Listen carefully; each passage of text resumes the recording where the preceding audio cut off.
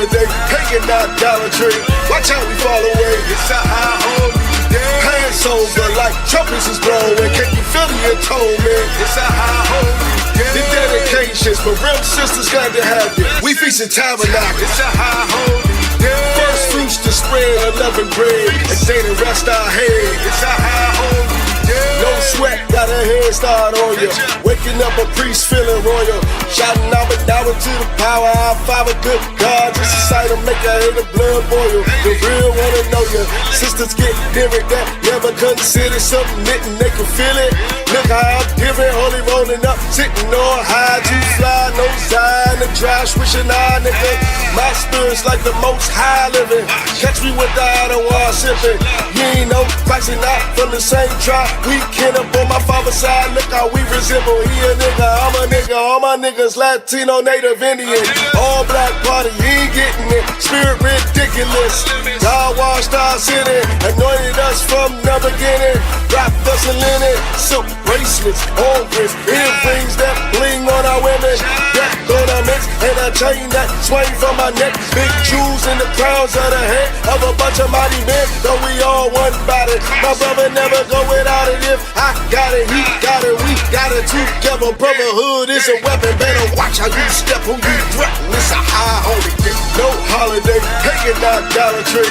Watch how we fall away. It's a high holy day. Hands over like trumpets is blowing. Can you feel the atonement? It's a high holy day. The dedications for real sisters got to have it. We feast in tabernacle. It's a high holy day. First fruits to spread, unleavened bread, and day to rest our head. It's a high holy day. No tries, we rise the most high behind us. So it don't matter if we not desired. You cowards be quiet in the midst of a prince. Stand clear in your fears. Contagious like bravery on these austere men over here, like Christ showing militants. Other camps, he feminine, scared to fight demons like addicts having habits. Faggots lying down instead of fighting on the savage. SHALAM, Mike, Hebrew individualites, but they think they all fall in place and got saved some way. Maybe one day you'll see just how it feels, making 144 in my ears as I'm steering. To get daring, had no fear, man. Chatting out the side, he called me the wheel, man. Every day my zeal been up and stuck like my garments. I yacht, what they call me. I be like, hard on the wall and I'm on it. Just give me the order so I know what the Lord wants. Meanwhile, I take a straw drink with strawberry orange. All the warrior, be on the jacket and the floor page. Fist up, the union the Lord made. Get your kitchen ribs up, throw your fist up. Tell them what's your name. What's your name? What's your name? And they can't do shit at all. It's a high holy day, no holiday, pagan idolatry. Watch how we fall away. It's a high holy day. Hands over like trumpets is blowing. Can you feel the atonement? It's a high holy day. The dedications for real sisters got to have it. We feast in tabernacle. It's a high holy day. First fruits to spread, unleavened bread, and day to rest our head. It's a high holy day. You see these high holy days, black man, Latino, and indigenous. These are the Lord's high holy days. These are your high holy days that you should be celebrating. Not Christmas, New Year's, birthdays, Mama's days, whatever white man days that he said you should celebrate. That has nothing to do with us. But these high holy days that are in the scriptures, those are the days that you should celebrate. Black man, Latino, and indigenous, you are God's chosen people. You keep these high holy days.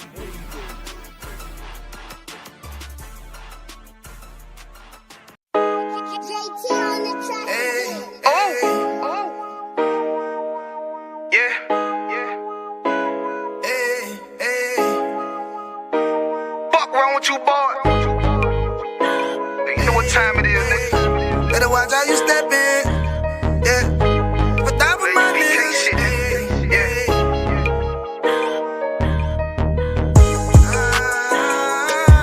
I'm in it, yo.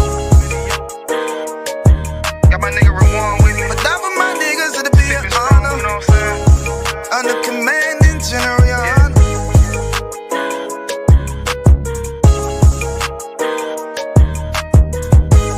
That for my niggas, it'll be an honor and a blessing.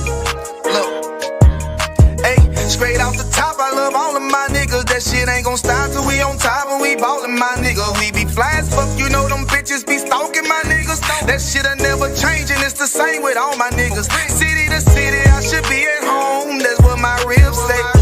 But bitch, I'm grown, I'm in these streets and closed caption. Niggas know we bout that action. If a nigga play with me, then my I can gon' let him have it. Hey, thank you the shit, this truth the shit. Nigga play, I let that Ruger hit. Get on them tracks, they be like, who is this? I'm rude with it, ain't got no manners. All them pussy niggas talking shit, yeah, I know they can't stand us, but we U.P.K, Louisiana, bitch, that's what I'm rippin'. And my niggas solid number, real ones in my section. If you wanna get down, put your boots on, start steppin'. Brotherhood is a weapon. Brotherhood is a weapon. Better watch how you steppin', cause brotherhood is a weapon. If I die for my niggas, it'll be an honor and a blessing. Better watch how you steppin', cause brotherhood is a weapon. Brotherhood is a weapon. Better watch how you steppin', cause brotherhood is a weapon. If I die for my niggas, it'll be an honor and a blessing. Better watch how you steppin', cause brotherhood I lay my life down right now for all my sisters and brothers, because I love them. I see them dapping and hug them. It's amazing to see how well we adapt from the struggle. Born again from a life of sin, trapped in the gutter. My mind frame was to kill my own kind.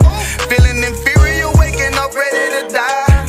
Run with them killers, so it's just a matter of time. For why take your life or let you take mine? That's when I realized the slaves killing slaves, while the white man live to get old. We in them graves, the shit got me feeling played. I opened the Bible, went through them records, found out we was royalty, a nation to be respected. But in this world we rejected, we hated for our complexion. Still fighting to get accepted. We hear the truth and reject it, but love is getting corrected. And all my niggas correct me. The commandments, the foundation we erected. Brotherhood is a weapon.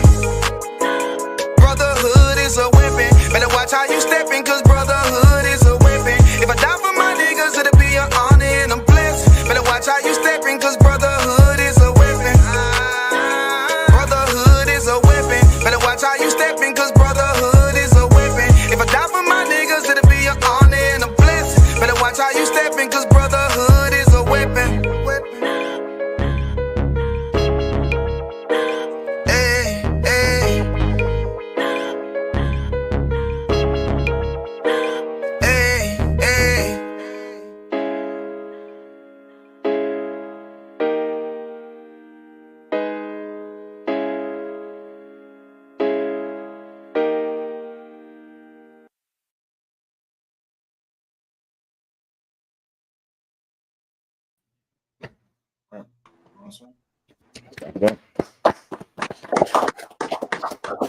Yabashin Shabrak Thumb, Yahweh Shemata Bashim Yahushai to all the brothers and sisters. I.S.U.P.K under Command General Yahanna, Washington, D.C. Tonight's scripture breakdown and law class in D.C. Type all your questions in. Get all your questions answered on anything you needed broken down. And of course, anything with the law, really anything in general. Where the class going to be focused on scripture breakdown and the law. Of course, when you type your questions in, you have a request that you put your location in. All right. So let's say I'm Fred. I need to get a breakdown on baptism. I'm from Phoenix, Arizona. That way I could get you the number to the school out there in Arizona, or wherever you are. There's going to be a school that's close to you. We damn near in every city, in every state, all over this world. Anywhere there's Blacks, Hispanics, and Native Indians, we definitely there. So just type it in, and we'll get you the number so you could call that school and get plugged in. Maybe even get down to the classes, depends on your location or what. All right, now is a time everybody had to jump in, everybody had to get in, because this world's spinning quickly. Y'all heard about that earthquake in off the coast of Russia this morning, right? You didn't hear about that, Bukash? Wow. Good night, boy. They say 8 point something on the Richter, tsunamis and shit. You know what I mean? I think Hawaii was on the tsunami watch for a great deal of the day. Because that ocean out there is just vast and wide. So there ain't nothing stopping them waves. Ain't nothing, that kinetic energy had to go away on its own. And usually that mean your house. You know what I mean? And usually that's what the hell that mean. So it's a lot happening, and a whole lot happening in this time. And I know a lot of people is confused about what's happening, not sure, half of our people are definitely terrified and scared. You come into the Israelite school at UPK. This is where you need to be to get that full understanding that that you need for your own mental stability, if anything else. You know what I mean? For your own mental stability, you're gonna need it in this time. Like this is the time where wisdom and knowledge. Let me get that scripture too, please. Shapat. Let me get a wisdom and knowledge shall be the stability of your times, because we're living in some unstable times, some serious times. All right. So of course we're gonna again get your questions answered. Tonight we're definitely gonna go into a little bit of dishonor and how our leaders done failed our people in every aspect, everywhere we are. Our leaders done failed, our people. Tonight, of course, I'm gonna be, because we have Trinidad on the stream tonight as well. Trinidad just I think not celebrated but observed. What would this be? I think 20-something years of the coup. The last coup they had in 1990 was a full overthrow of the government. All right, so we're going to be going into a little bit of that and showing that without the Lord, we are meat for these heathens. We are prey and nothing else. We're not the gangsters, we're not the drug dealers, we're not the criminals, but we are food for these heathens, like the Lord said. Without the Most High on our side, without this Bible, without our heritage, brother, we don't even understand the levels to this game they play. We can't even begin to fathom what's really going on in this earth with the games they be playing. All right. Y'all also know big up Chicago. What's up, man? Big up Chicago Midwest Fire Weekend kicking off in 24 hours, man. Get your fireproof gear. Get your fireproof coat from the fire marshals and them. Get your horn. Get them fireproof boots. I'm trying to tell you, it's going to be a hell of a time. Midwest Fire Weekend kicking off 24 hours from now. Countdown. T-23 and counting. All right, all the way down. They're going to be running it down. Scripture breakdown, John Mahyman. I think Friday they're doing some tour. It's Friday's the camp. What the itinerary for it? See if you can pull up the itinerary for it, please. All right, and just run it down. Midwest Fire Weekend, y'all check it out. Captain Marquardt always do it right, always do it good. Chicago is, always good. All the cookouts is always exceptional, extraordinary. The brotherhood, seeing everybody come through. You know what I mean? When the Midwest for sure is about 8 cities coming together. Sometimes you'll have it in a different city, but I know that Chicago zone is rocking it. You have it? Okay. Run it down for me. Okay, sir. The Midwest Fire Weekend this weekend, July 31st through August the 3rd. And we got the headquarters cookout in Harlem, New York. Nah, not that. I'm talking about the itinerary for the Midwest Fire Weekend. Midwest Fire Weekend itinerary. All right. See, we should just check out the Chicago page. Let's see if we could get it. Other than that, if we have any questions in the room, I definitely rock with them now. All right. I have a question. Yeah, please. This stemmed from a joke, but really, I just want to know. Kulaki, do me a favor. Put them things. Shapat, grab them things there. I don't want nobody mistake that. That's for the giveaway, and whatever's in that tray, you could put it over there on that counter over there, if you don't mind.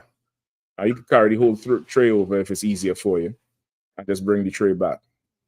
All right. Or you could even leave the tray over there on that counter right next to that bowl with the paper. Just make sure it's not too close to the edge. Okay. And there's a second one. Isn't there 2 trays? Okay. Yeah, just use one. Just leave them right there in that one. Leave them in that one and use one tray right now. All right. You have another tray over there? Oh, Shapla, you just put everything together, boy. You was an I.S.U.P.K. We all look alike. You just put everybody in the party wagon and run with that shit. You ain't separate nobody out. I'm joking. All right, Bukwash, what you dealing with? Okay, kind of, sir. So it's like kind of a running joke that Guyanese are not Caribbeans. Guyanese, kind of, because they say they're not in the Caribbean Sea. Okay. So what's the other? This is arguments on your side. Oh, my side. Oh, the shit. So we separate now, huh, Bukwash? Bukwash is like, you niggas deal with that yourself, nigga. Goddamn, Bukwash. Shit, I thought we was homies. I thought we were friends. I see the truth. Home of the truth. The truth came out. Huh, Bukwash? Bukwash said that's on your side, nigga. All right. No sweat, Bukwash. Well, on our side, we say, you know, goddamn shit. You might want to type your question to mine. You're talking and just separating the tribes out. Go ahead. So Slack. So it's like the South, they say Florida is not the South. Mm-hmm. And then they say Guyanese is not Caribbean. Okay, who's the they? That's what you have to look at. Who's the they? Niggas. I mean, them niggas is a lot of people. Concert. Yeah, I mean, so who you have to look at who's the they.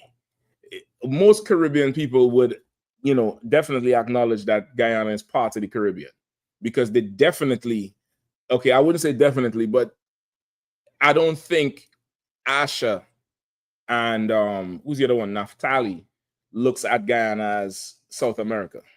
You get the point? I don't think they look at this as the same way, even though it's in South America, right? So but it's not part of when you look at, you know, I guess this, you know, certain things with South America, like with sports and stuff, Guyana don't fall in the South America thing. You get the point? Oh. Now the day is important because where something is located or who is there is very relative. To somebody living in Boston, Florida is south.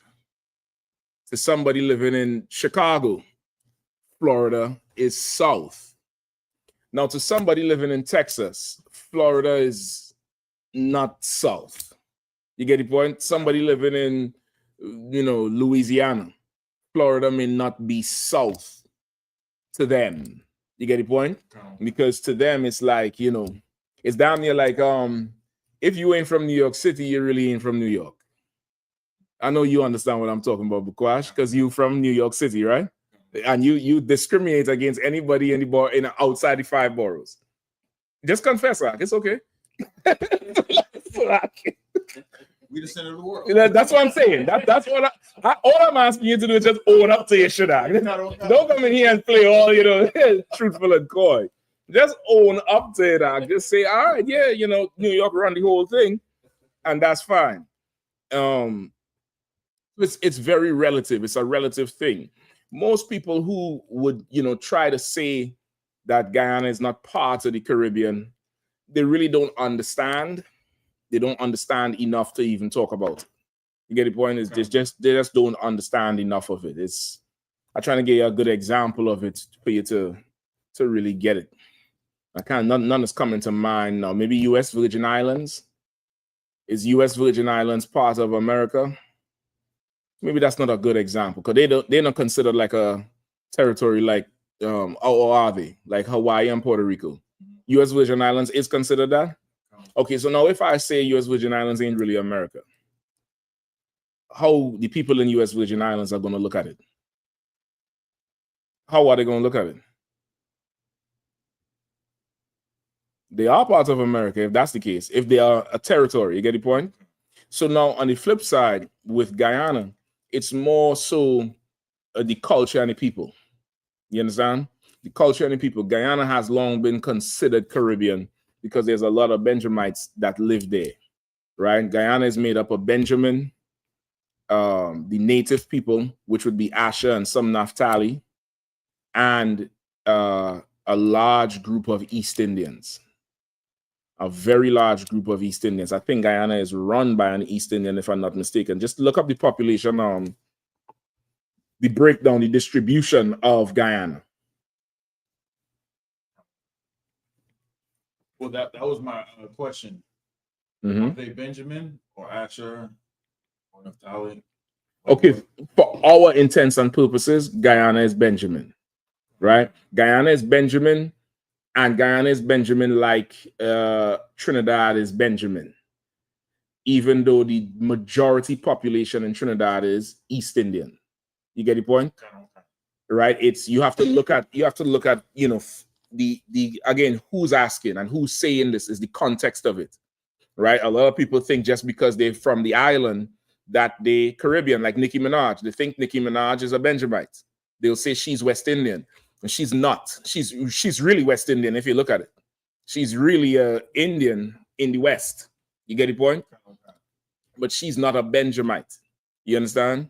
So now Guyana would be in the same way. You know, even though it's not an island, Guyana is part of the tribe of Benjamin. You get it? What's the breakdown? The Indo-Guyanese is 40%, Afro-Guyanese is 30%, and the remaining 30% is indigenous. So the Indo-Guyanese, which is the East Indians, which is Elam, is the majority. They're the majority population. And why are they the majority population? Who knows why?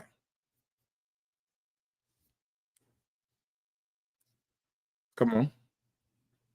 Because they did the same thing what they did with Trinidad and brought all those Indians in. But out of 100, 40% is less than half. So why are they still the majority? Because you got two other tribes there. So if there's two tribes and they won, why are they the majority? You said it earlier, though. You said it earlier. The answer is right there, what you said earlier. Because they divided us. You divided us. Hell, you just said that was your problem. You just said that's y'all over there. Did he not say that? Did he not say that's your problem? And that's really why. Because really, Israel is 60% of the island. You get the point? Or at least, or close to 60% of the island. They 40. How are they in charge? Because we are separate. We separate even though we live right there. We're not together as one. We're segregated, which is, all going to what we're going to go into tonight with the corruption and the power that these heathens run over us, and our leaders join in with it. You get the point? Even though we're there and together we would be the majority. Together for sure. If you have a 30% base of what they call indigenous or the native people, which is ridiculous. How could there be 30% of the people who was here first? That's a ridiculous thing. You understand? That's absolutely, like how does that even happen? You go from at one time being 100% of the people to now you're barely 30%. You get the point? It's ridiculous. So now with the two tribes there being more than half, we still a minority compared to them because of what? Deuteronomy 28. Who can pull it? The stranger that's within thee.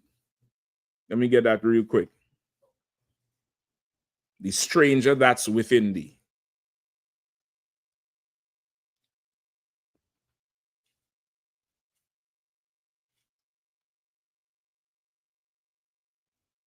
All right. Give me Deuteronomy 28. Come, sir. Go ahead. You have it, Matthew?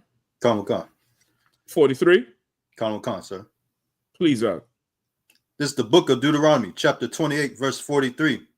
The stranger that is within thee shall get up above thee very high, and thou shalt come down very low.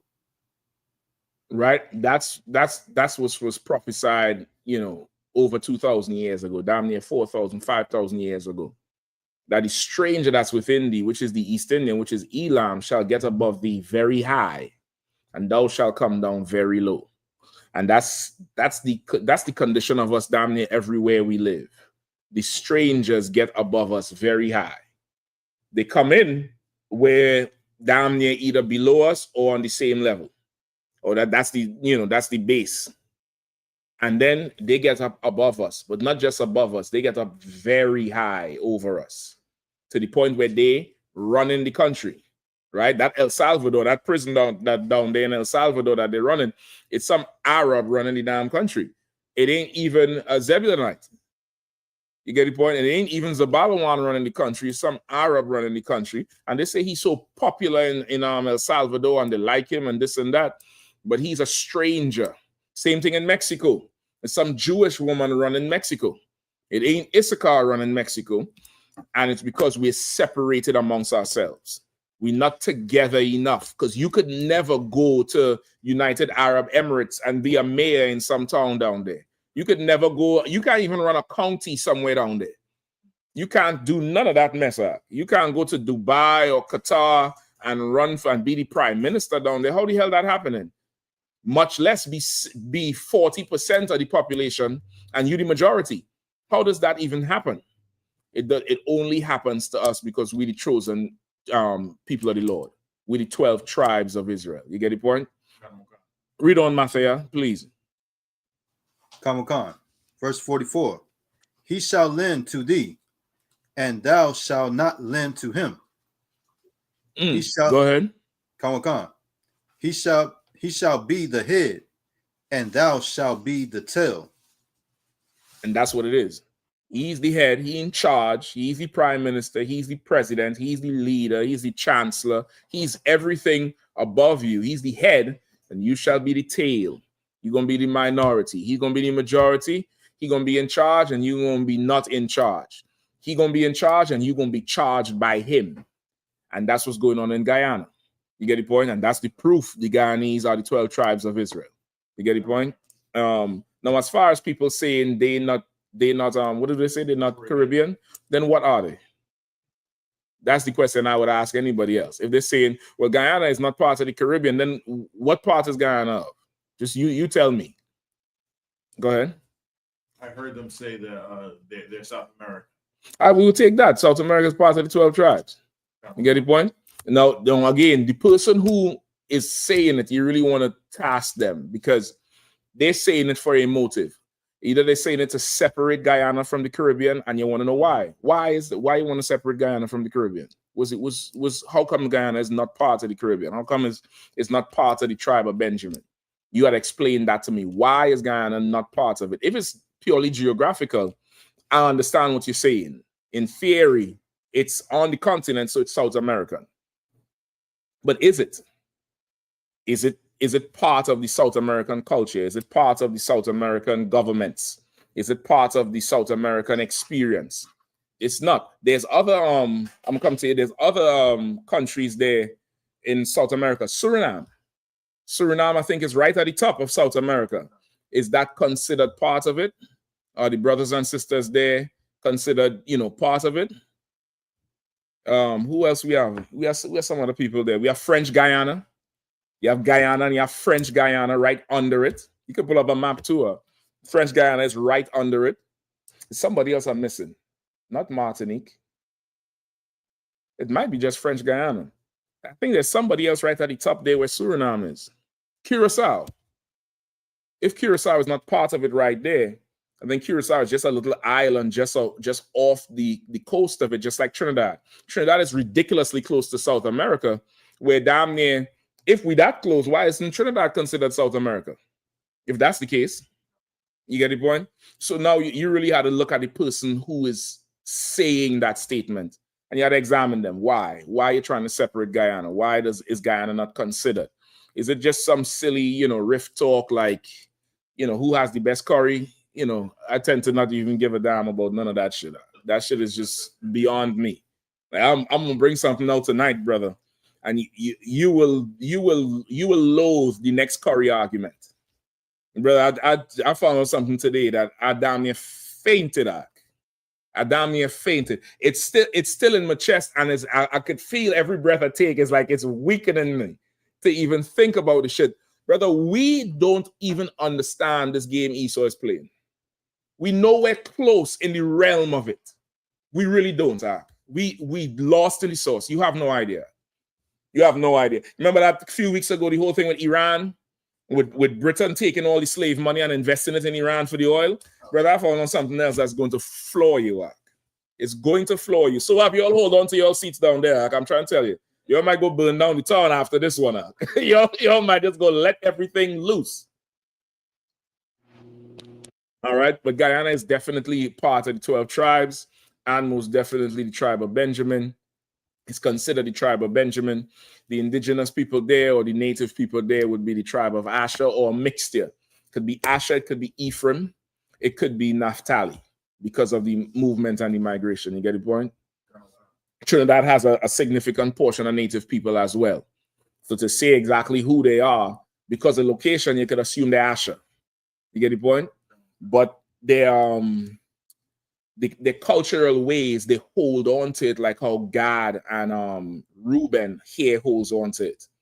You understand? With the culture they have and the feathers, the way they dress, they hold on to it very, very much like that. So they could be Naphtali, they could be from Peru. It's very similar to how them the cultural Peruvians would carry it.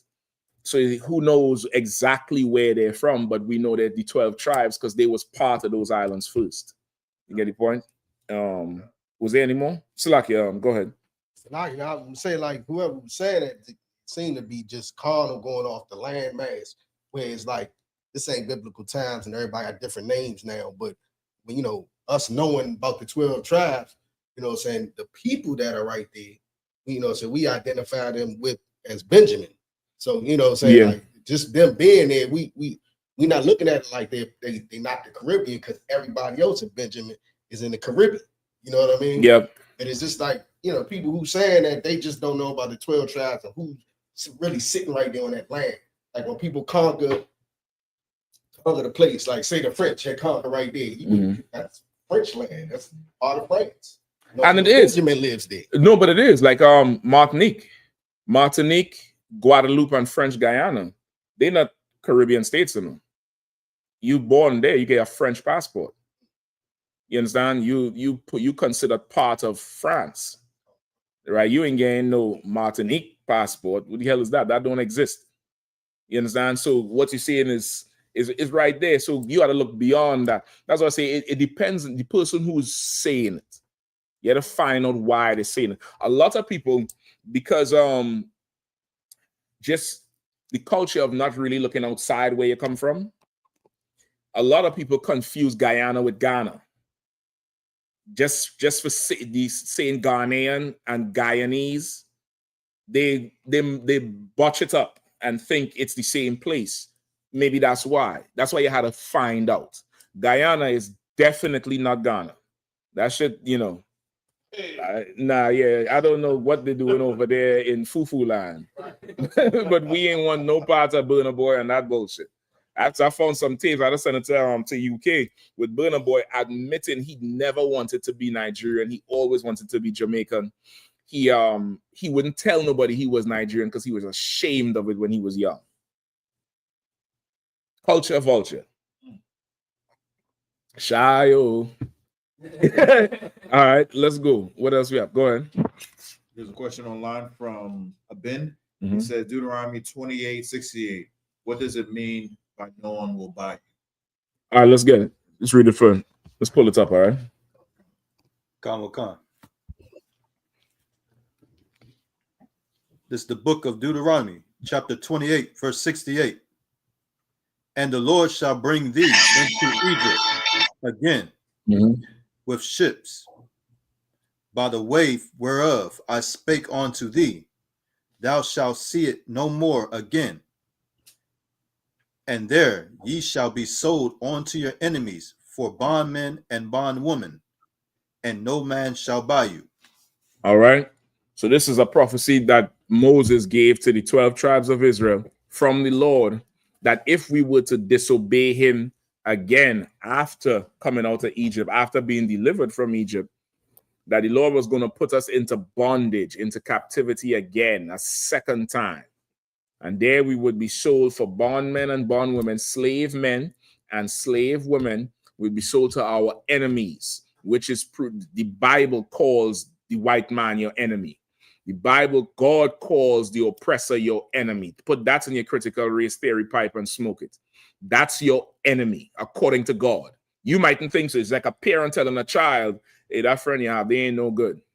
They don't mean well for you. No, that's my homie. That's my homie until you're calling from jail. or you're calling to get an Uber sent to you, 5 miles west of Bumfuck somewhere. You don't even know where the hell you at. Well, what do you see? I see a gas station. Well, where is it? I don't know. You got to figure out to sunrise so they get your phone charged to figure out where you at. It's similar to that. And the Lord calling the oppressor your enemy, and you don't want to hear it. We were sold to our enemies for slave men and slave women, and we will not see our land again.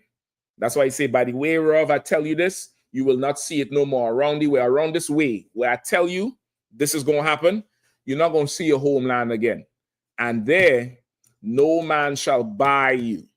Buy here, the expression is old Quaker English, means to redeem you or to save you then.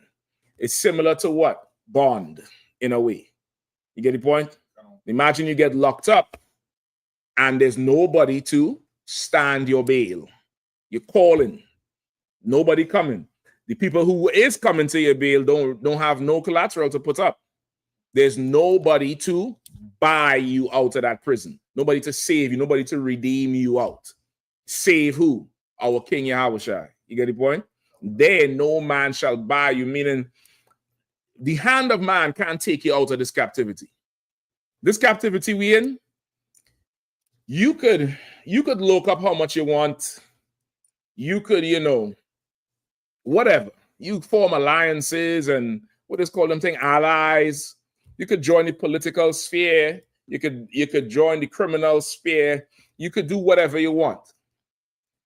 The hand of man, there's no man is going to be able to take you out of this. No man will ever be able to pay the price required to get us out of captivity. The price required is you putting that old man away. You want to get out of this damn prison? You want to get out of the cell? You're going to have to kill your old man and become brand new and follow Christ. Go ahead. Sir, that's direct cut to the Jewish man because America and Great Britain got him out of it. They're buying him. Right. They're buying the state of Israel. They're buying them. Listen, they're buying Palestine. You all heard UK Prime Minister said this morning that they by September they are willing to recognize Palestine as a state, as a legit government, provided that Israel agree to stop doing whatever they're doing. Like everybody getting buyed and bought and saved, and that's using buy in the context of redeemed and saved. But the 12 tribes of Israel, ain't nobody trying to buy nobody out of Alcatraz, alligator Alcatraz. Ain't nobody trying to get nobody out of the detention centers. Ain't nobody trying to buy nothing. They sent some congressmen down there. What it was, Monday or last week? Is either Monday this week or last week? Some congressmen and some senators down there to some detention center. I believe it's in it might be in New York. I forget what state they went to. And brother, the broad who running the detention center told them they ain't coming in. He said, nah, we was told to not let you in. And the dude who is trying to get in there to inspect the detention center, he is on the board that oversees ICE, oversees the operations of ICE, meaning not the ones who telling them where to go, but the ones who audit them and check how the procedures and everything like that. He have full jurisdiction anyway. He could walk into any building. The bro tell him, you ain't coming in here. That weak, spineless bastard turned and walked around. I don't understand. If they're not learning from their adversaries, you see how Trump and them move? Who's moving like that from the other side? Who's saying, well, listen, y'all got to lock me up. Move aside, woman. Move aside. I need to see what's going on in here. Nobody's moving like that for us. But for the heathens, there's plenty men to buy to save them. There's plenty people to save the South Sudanese. There's plenty people to save the Hawaiians when that tsunami hit, or the coast of Russia or Japan. There's plenty people who will go in and save the Palestinians or the Ukrainians. But there's nobody who will spend a red cent, much less give their life for the 12 tribes of Israel, but our King Yahushua. Like we getting out of this captivity by the hand of God and not the hand of man. That's what it means. And no man shall buy you, meaning no man is going to be able to get you out of this captivity at all. At all. You're gonna sit here in this thing until God decides he's had enough. Until God decides our punishment is done and he's taken us out of this captivity. Why? Because he put us in it. He put us in it. All right. I hope that answers the question. Who just asked it? It was a person named Ben. Okay.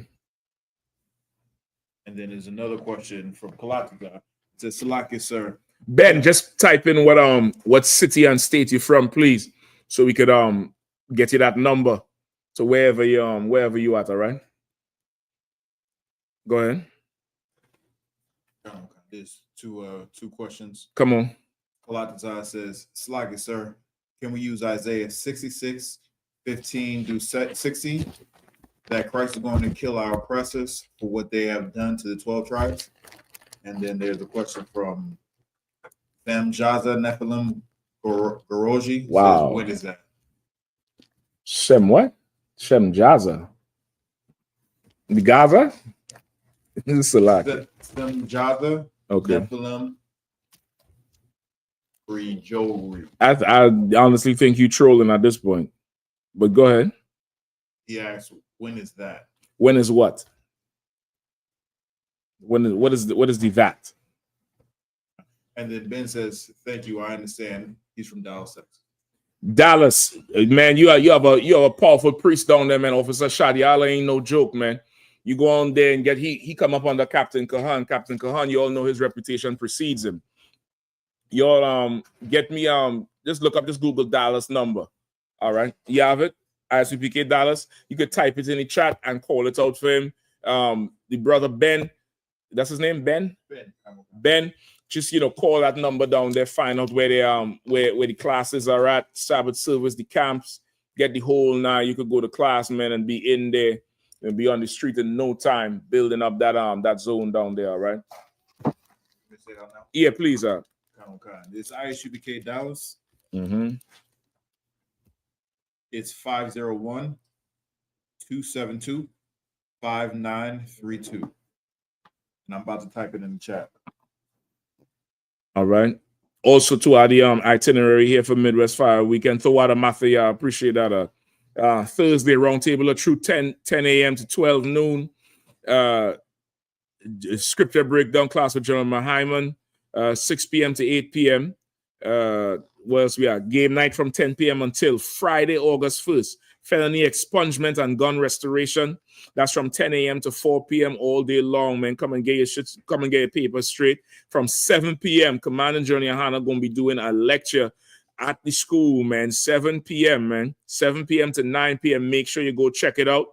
After that, we have late night activity from 10 p.m. until Saturday, August 2nd. They're doing a food drive, Little Village clothes and food giveaway from 11 a.m. to 1 p.m. And we have that's at the Federal Bank in Pulaski. Then you have the day party. The time going to be announced. And then you have late night activity from 10 p.m. until Sunday, August 3rd is the Black and Brown Cookout, Black and Brown Unity Cookout from 11 a.m. to 7 p.m.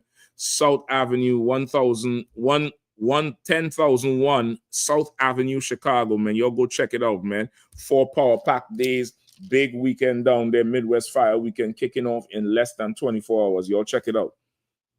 All right. If you have any questions, contact your camp leader, of course. All right. Where we at, Bakwash? Isaiah 66. All right. Shabbat's lucky. Listen, he busy right now, but he gonna get it. He gonna get it. You got here. Don't put him on the spot. He got it. All right. Let's rock, all right.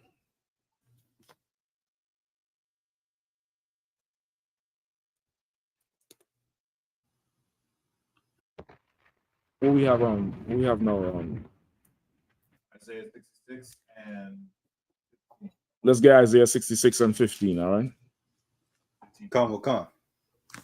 15 and what? 15 and 16. Isaiah 66. 15 and 16. Solid. Come.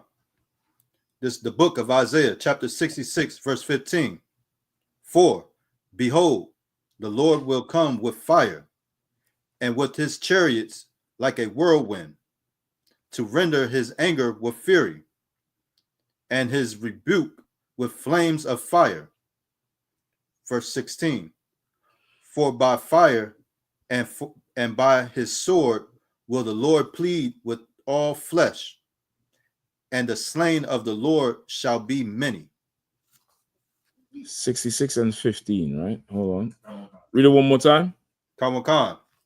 This is the book of Isaiah, chapter 66. Verse what did he want? A full breakdown, or he had a specific question? There's a specific question. He says, like, sir, can we use Isaiah 66, 15 through 16, that Christ is going to kill our oppressors for what they have done to the 12 tribes? Okay. Khan. Verse 15. For, behold, the Lord will come with fire, and with his chariots like a whirlwind, to render his anger and fury, and his rebuke with flames of fire. Verse 16. For by fire and by his sword will the Lord plead with all flesh, and the slain of the Lord shall be many. Okay. You can. You definitely can. All right. You definitely can use it. That was the gist of the question. Yeah, you definitely can use it. Just keep in mind, all flesh is all flesh. All right. This ain't just for outsider. You know what I mean? The Lord said he started as his sanctuary first. That's what he said. Behold, I will start at my sanctuary first. All right. But definitely you can use it for that. Go ahead, Shapat. It's like if I may. I Yeah, don't go know ahead. if that's what he putting together a speaking. I know I like to use verse 16. I use Joel, I believe Joel 3 and 2, where the Lord bring everybody into the valley of Jehoshaphat, and he will plead with them. Plead with them there. And then I go to Isaiah 66 and 16 and say, by fire and by sword will the Lord plead with them. You can use it precept on precept. You hear that? What's the brother Kalatazar? Right, Kalatazar, Officer Shapat said he uses that with Joel, 3? 3 and 2, sir. 3 and 2. They both go together. They both express the word plead in there with flesh, plead with the flesh. So if that's what you're using it for, you could definitely do it. And of course, if you're doing a speaking or teaching on it, you want to use all the examples of why. Like make sure and make the case that this judgment is deserved and earned. Like our oppressors earn everything that's going to happen to them. Right. They absolutely earned it. They earned every bit of it that is going to happen. They're going to drink of this cup down to the dregs. That's what the Lord said. Down to the dregs, they're going to drink of it. All right. Bakash, anything else? Yeah, go ahead. If I may, Salakia, Isaiah chapter 27 and 1, would this be a precept for it too as well? Now let me hear. Okay, Khan. This is the book of Isaiah chapter 27, verse 1. Let's see if I can get it single. Go ahead, brother, please. In that day, the Lord with his sword and great Salakia. In that day, the Lord with his sword and great and strong sword shall punish Leviathan and piercing serpent, even Leviathan, that crooked serpent, and he shall slay the dragon that is in the sea. Okay. And you what you wanted to know about this? Would this like be a precept because it's saying that crooked serpent, and we or is that meaning just the serpent, how he moves? Okay, this it would be a precept for what? For Isaiah? Yes, Khan, sir. Okay, Isaiah is more so all nations, all flesh. This one is a precept for Esau, right? This one it's different from the other one in Job, where it's talking about the mighty creature Leviathan or Leviathan, which he's challenging Job to say, you draw Leviathan out from the deep, meaning I could pull this fish out. I could pull this beast out. You can't fish him like how you would fish a salmon, right? He's trying to trivialize it. That precept you just read, it's using the not personification, but the simile or the comparison of Leviathan in terms of how Esau is. how Esau is the great dragon. You remember in Revelations 9, that great dragon that was once that old serpent, that it's now the great dragon. Was that Revelation 12 and 9 or 7 and 9 or something like that? That old serpent that's now the great dragon. It's making a comparison to Esau like that and saying he gonna be the one to beat this great thing, because Esau on the earth today, brother, he's a monster. He's a beast. Esau is an absolute conqueror and a beast, and something that you could be like, well, hey, you have it, you got it, you got it. What are we gonna do? What you gonna do? Like that's who he is in the earth right now. Like this man we call Esau, brother. Without the Lord, you know, we play, you playing jacks, and this nigga, you know what I mean, he going to the moon. Like we so far apart in terms of the ability to conquer naturally. You understand? Because the Lord said he's going to give him that. The Lord said he's going to give him that thing. So read the question one more time, Mark, just so I get the gist of it. The original question, sir? It says, Salagi, sir, can we use Isaiah 66? No, the one with Leviathan. Who and that was Mathia. Oh, okay, Salaki. Mathia, what he was asking about it again? Oh, Khan, you just expounding on exactly what I was asking. Was this a precept to use as Esau as well as for what you were saying? Because when I had read it, the crooked serpent, it reminded me of who can make straight crooked, and he's a multi-tailed beast, and knowing him being as the dragon. And well, of course, you know that revelation had referred to him as that old serpent. Khan, sir. You understand? That old serpent. Could you read the precept one more time? Khan, sir. Please. This the book of Isaiah, chapter 27, verse 1. In that day, the Lord will his sword and great and strong sword shall punish Leviathan, the piercing serpent, even Leviathan, that crooked serpent, and he shall slay the dragon, and he shall slay the dragon that is in the sea.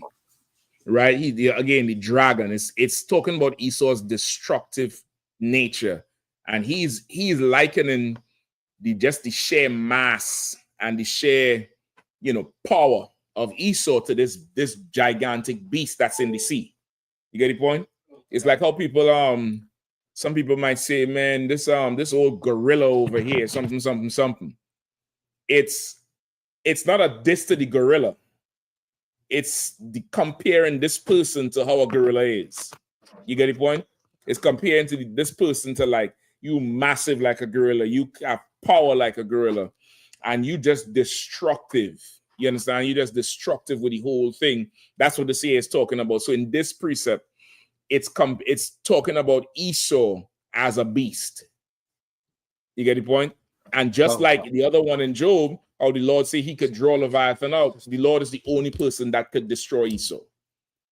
You get the point? The Lord is the only person that could destroy Esau. It's the, you know, one and the same in a way. But that's what it's talking about. So I wouldn't use it for that one in Isaiah, because Isaiah it says all flesh. So this one here is specifically Esau. You get the point? Like this one, you could pair it with Revelation 12 and 9. That old serpent who is now the dragon, because it says the dragon dwell in the sea now. You understand? You could use it for that. All right, Mathia? And about no sweat. What we have? You don't have another one charging? It's charging. I turn that off. Okay, what is it now? What is it on now? No, the one that's charging. You just check the battery and see. It's still like a sliver. Nah, man. Charge that. It ain't. Maybe we have it plugged in the computer. Yeah, this one's plugged in the computer. This was plugged into it separately. Yeah, you probably want to always charge that direct. The direct one will get faster. But anyhow, go ahead. Okay. Ben says, right on. I hate them devils. No sign in Christ, Ben. But listen, I'm trying to tell you, there's no amount of hatred that's gonna account for what Esau has done, brother. Like, It's like the more you read, the more you find out some shit this nigga done did. And it's like, well, God, what next? What next? You know what I mean? Go ahead. And that dude, yeah, I think he's trolling, but he just spelled his name Grigori. Also, the one y'all says, Shalom, Cap. If I may, can I get a breakdown of Exodus 12 and 38, specifically on the mixed multitude? Christians use this as a way to say it wasn't Israel. It's like it wasn't only Israel in the wilderness. Okay. And they don't know the mixed multitude talking about them. That's what they don't know. All right, let's get it. What he said? Exodus 12 and 38. Okay. Exodus chapter 12, verse 38. Mm-hmm. And a mixed multitude went up also with them, and the flocks and the herds, even very much cattle. Go ahead. Verse Is that it? Con.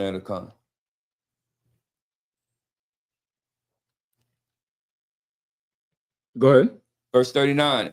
And they baked unleavened cakes of dough, which they brought forth out of Egypt, for it was not leavened, because they were thrust out of Egypt and could not tarry, neither had they prepared for themselves any victual. Okay. Skip me up to 34. Verse 34. And the people took their dough before it was leavened, their kneading trough being bound up in their cloths upon their shoulders. Mm-hmm. And the children of Israel did according to the work. That's where you get us having the unleavened bread from, because of course they had to depart with haste. They couldn't wait for that bread to rise. They took their dough, which was unleavened. Go ahead. And the children of Israel did according to the word of Moses. Mm-hmm. And they borrowed of the Egyptians jewels of silver and jewels of gold and raiment. Shapat, you didn't drop this back. It's one more. Yeah. Go ahead, Leviathan. Let me know if you also feel warm too. All right, please. Verse 36. And the Lord gave the people favor in the sight of the Egyptians, so that they lent unto them such things as they required. And they spoiled the Egyptians. And they spoiled the Egyptians. All right, go ahead. And the children of Israel journeyed from the Ramses to the Succoth, about 600,000 on foot. There were men beside children. So this was a mass. That's what's called Exodus, which is a movement of a massive amount of people. This ain't, this ain't migration. This is something else. 600,000 men, not the women and children. You get the point? You damn near, to get a real grasp of this, you damn near had to multiply it by 4 if you really want to understand what it is. You get the point? Because why? Come on. Children, women, old people. Yeah, definitely. But just to get a little average, it's going to be way more than that anyway. But if it's men, you had the wife and let's say 2 kids, right? So you damn near take that to 4. That's like 2.4 million people at least moving, which probably is way more than that anyway, because we not into, Esau to say what? What's this? A 3-bedroom, 2-bathroom house with 2.5 kids. Fuck is 0.5 of a child. I don't get it. Or 1.5 kids if you're in China. Like, we are not that type of people. We the type of people that come from, parents who had, 12, 13 kids, and about 3 of them died. Right. Before they got the 12 or within the 12. So they would have had 15. You get the point? Right. We come from that type of people. So we talking about a few million people moving through. And you could imagine coming out of an empire that don't get flattened by the Lord. Now you see Esau is like, y'all can't come in here. Amalek is like, nope, we're not letting y'all in here. This ain't, 50,000 people that need refuge. This ain't the Palestinians. This is a few million people on foot coming towards your city. Imagine you wake up one time morning, you go out on the in the tower, and the whole land is just covered with something. You don't know what the hell it is. And they're coming to your city. You're going to send a rider out. You're going to, hey, wake up the rider. Send that nigga out there. Tell them niggas go left. Turn them niggas. Tell them something in the sand. Whatever it is. It's you know, it's a lot of people that was moving through. You get the point? But all throughout is Israel. The children of Israel, the children of Israel. Right? Give me 38 now. Verse 38. And a mixed multitude went up also with them, and flocks and herds, even very much cattle. And the mixed multitude. So now people like to say that heathens got, left with Israel as well. The mixed multitude here is not what you think the mixed multitude is. You think mixed multitude is heathens because in your church, it's, a ton of heathens up in there. And in your church, it's still not a mixed multitude because there's no mixing in your church. White people stay separate, black people stay separate. They said there's a saying that Sunday mornings is the most segregated hour in America because white people go to church separate from black people. Right. White people learn a different Christianity than black people. You get the point? So how could now you trying to say the Lord has some mixed multitude of everybody together when you not even mixed in your multitude? Your multitude is very much separate. You want your preacher good and nigger black. How do I know? Because you took Eddie Long back. You took them Jamal Bryant, all them ones who stealing money. The one in New York, remember the one in New York who scamming everybody? They came in there with a gun and try to stick him up, and that nigga come back, he gonna build a strong church. You get the point? Like you wouldn't even mix your own multitude. Why are you trying to mix the Lord's multitude? This is not what this is talking about here. The mixed multitude here is talking about those people who would follow Moses and those people who wanted to go back. Those people who wanted to go back to Egypt. That's your mixed multitude. The mixed multitude is those who sided with Dathan and Korah and them to build that golden calf. That's your mixed multitude. Those people who would find that for me too, where they fantasize about the leeks and the onions, boy. You read that thing there, brother. If you're a chef, you it's like, boy, the leeks and the onions. Hold on. I might be spelling leeks wrong. How do you spell leeks? Okay. Numbers 11 and 5. You might have to start a little bit higher up.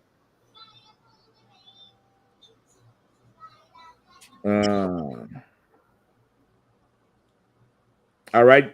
Start at 1. Numbers 11 and 1. All right.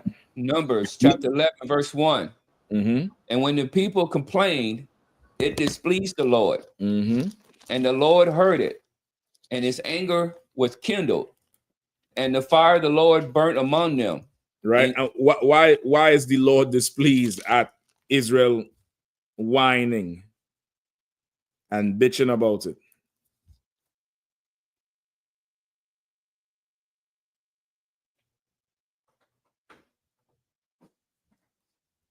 Why is the Lord displeased? Go ahead. Just so you know, the people was complaining about manna, right? The manna is what? The grain that the Lord caused to blow across and just stack overnight damn near for them, right? For us.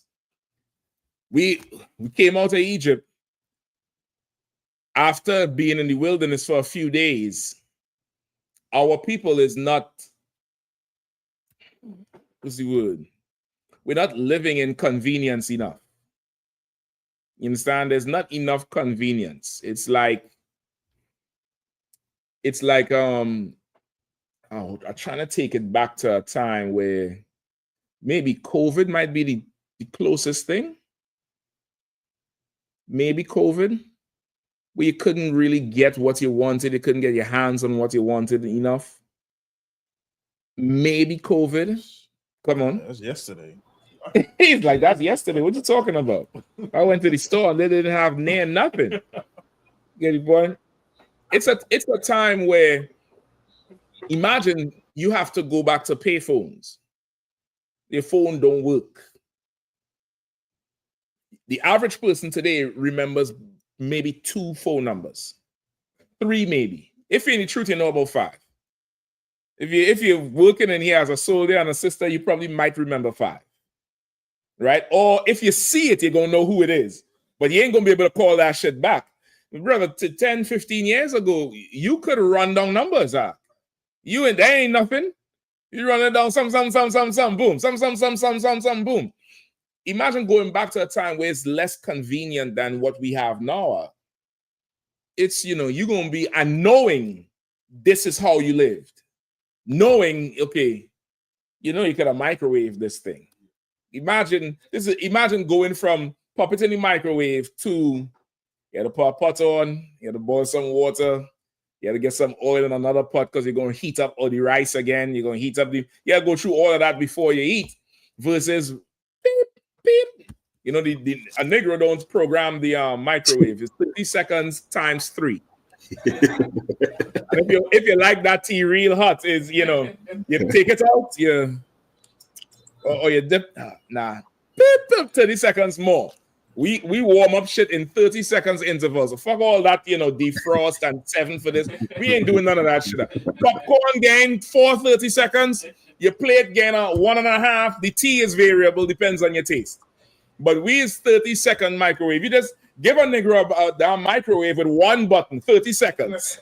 And that's it. We don't need nothing else. You save all them, defrost, lamb shit. We cooking lamb in there any goddamn way. Fucking putting that in there for fish, eggs. Who the fuck doing that shit? The grill is for that. Right? That's to warm up the shit that was on the grill that went to the fridge. Right. Go ahead. Go ahead. Like it, sir, if I may. Go ahead, because Chip hit me back here one time. I think I was premature this damn fine. Couple concepts. Yeah, one. What you're saying is bringing back some memories. I remember me and my siblings, we hated going to my pop's mom house, our grandma's house, because like you said, we had a certain level of independence at our own home because we were taught how to work the things that made life convenient. But right. Going to my grandma's house, everything was, you had to boil a pot of water and take it to the tub. Yeah. I forgot about that. I forgot about that. I don't know why I thought it was like, oh man, I forgot about that shit. You had to boil that, and you had to get a big pot too. A big one. Yep. You had to get a big pot, and you had to refill that pot when the water boiled down a little bit, because you ain't trying to end up with cold water at the end of the bucket when you're taking that bath. Yeah, I mean, go ahead, because a couple of cars, sir. Even the microwave thing, like we were so used to being able to put the oodles and noodles in the microwave real quick. And at her house, we got to sit and boil water. And it's like, as kids, it was such a inconvenience where it was like, this is hell. Like, this is not how life's supposed to be. We got to go back home where we can, we know how to operate. And so you bringing the point home where it's like, it's not hard to see how them niggas was in the wilderness was like, oh hell no, this the slightest inconvenience was like, oh no, too many mosquitoes. See, this is too much.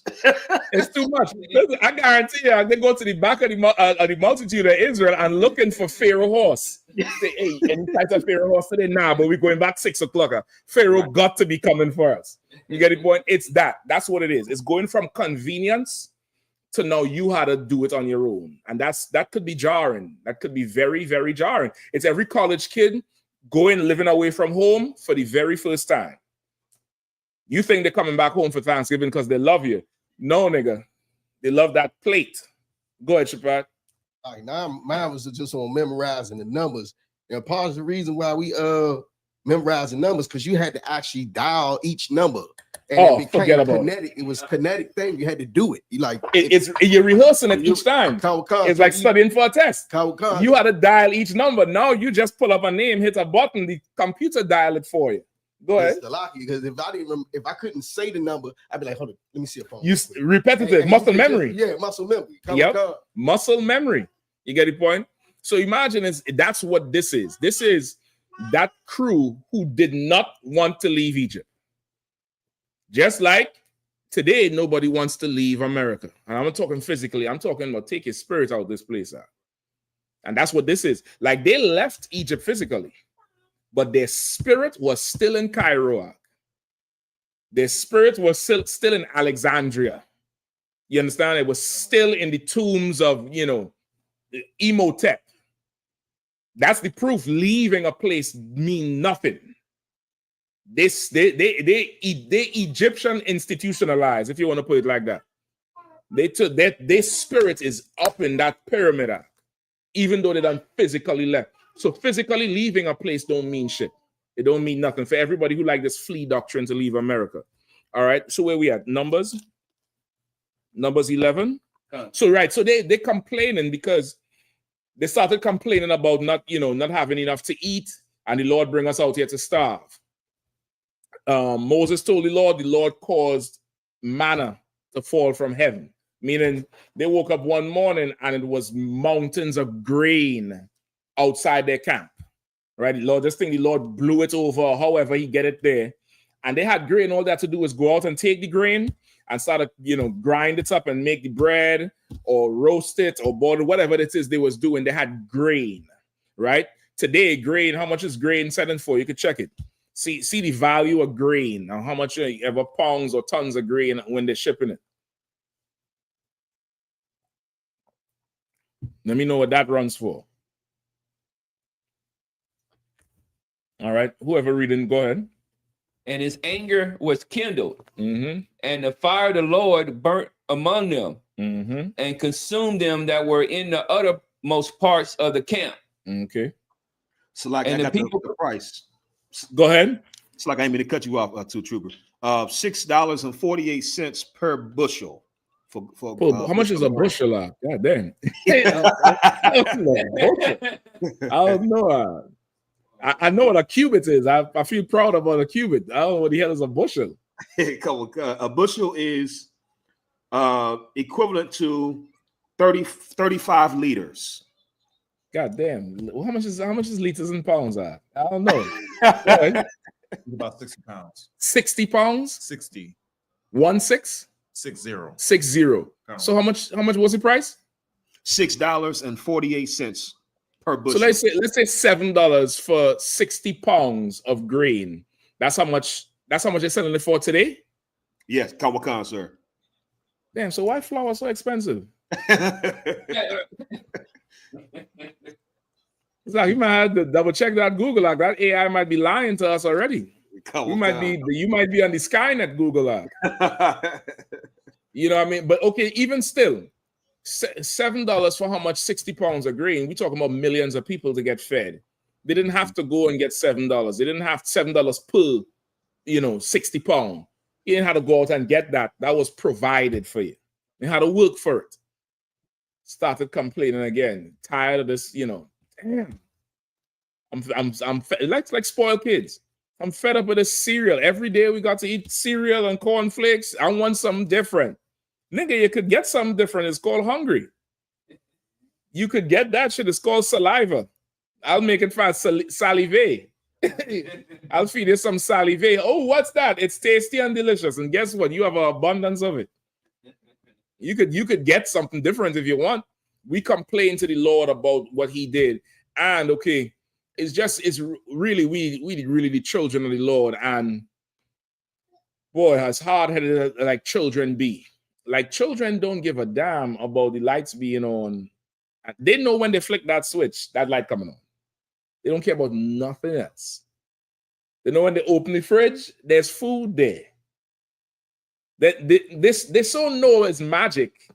They close the fridge and open it back, expecting it to see something they didn't see the first time. That's how powerful being a parent and a provider is. In their mind, I open the fridge. And they think that 5 seconds mean you done put something in there. It got to be, or else why the hell you opening the fridge again? Right or wrong? Brother, the Lord just slaughtered an entire kingdom for us. An empire.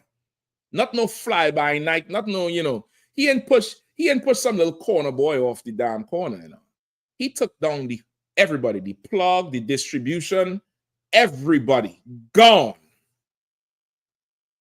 And we got something to say about some manna. Boy, I don't treat manna like bubble gum, treat them shrimp. It'll be jerk manna, curry manna, manna kebab, manna barbecue, manna T-bone steak manna.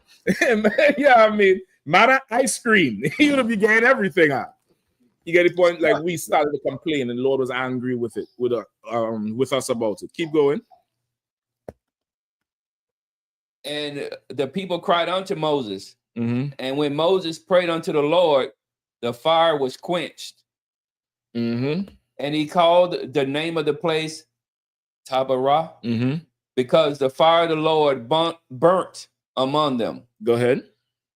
And the mixed multitude that was among them fell a lusting, and the children of Israel also wept again, and said, who shall give us flesh to eat? Right. And the mixed multitude that was among them fell a lusting.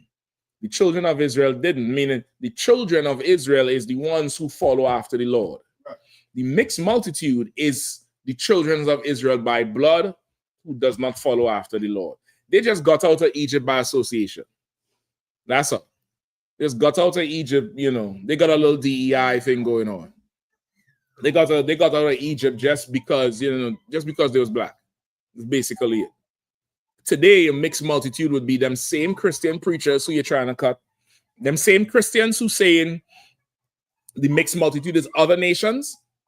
The mixed multitude is them. That person you're battling is the mixed multitude. They just don't know it, but it's them. Oprah Winfrey is a mixed multitude. Kanye West is a mixed multitude. Who else? I mean, every celebrity that you would find is your mixed multitude. You get Shannon Sharp. You think you could carry Shannon Sharp into the wilderness? There ain't no OnlyFans out there now. It's only sand. Ain't no OnlyFans out there. Only sand out there. Only sand. There ain't a hole in sight. You can't carry him out there. He want to go back to Egypt. He want to put on that Egyptian robe and get that shape up like an Egyptian and do Egyptian things, which was immoral sex. Pull that precept for you if you need it. You get the point? Come on. About what? About moral sex. Okay, hold it for me, all right? I'm going to deal with it. Is it linked to this or no? Not really? It's almost separate? Just hold it. We're almost done with this one. All right. Where you at? Verse 5. Go ahead. You wanted it? You was going to say something? Okay, no, sir. Go ahead.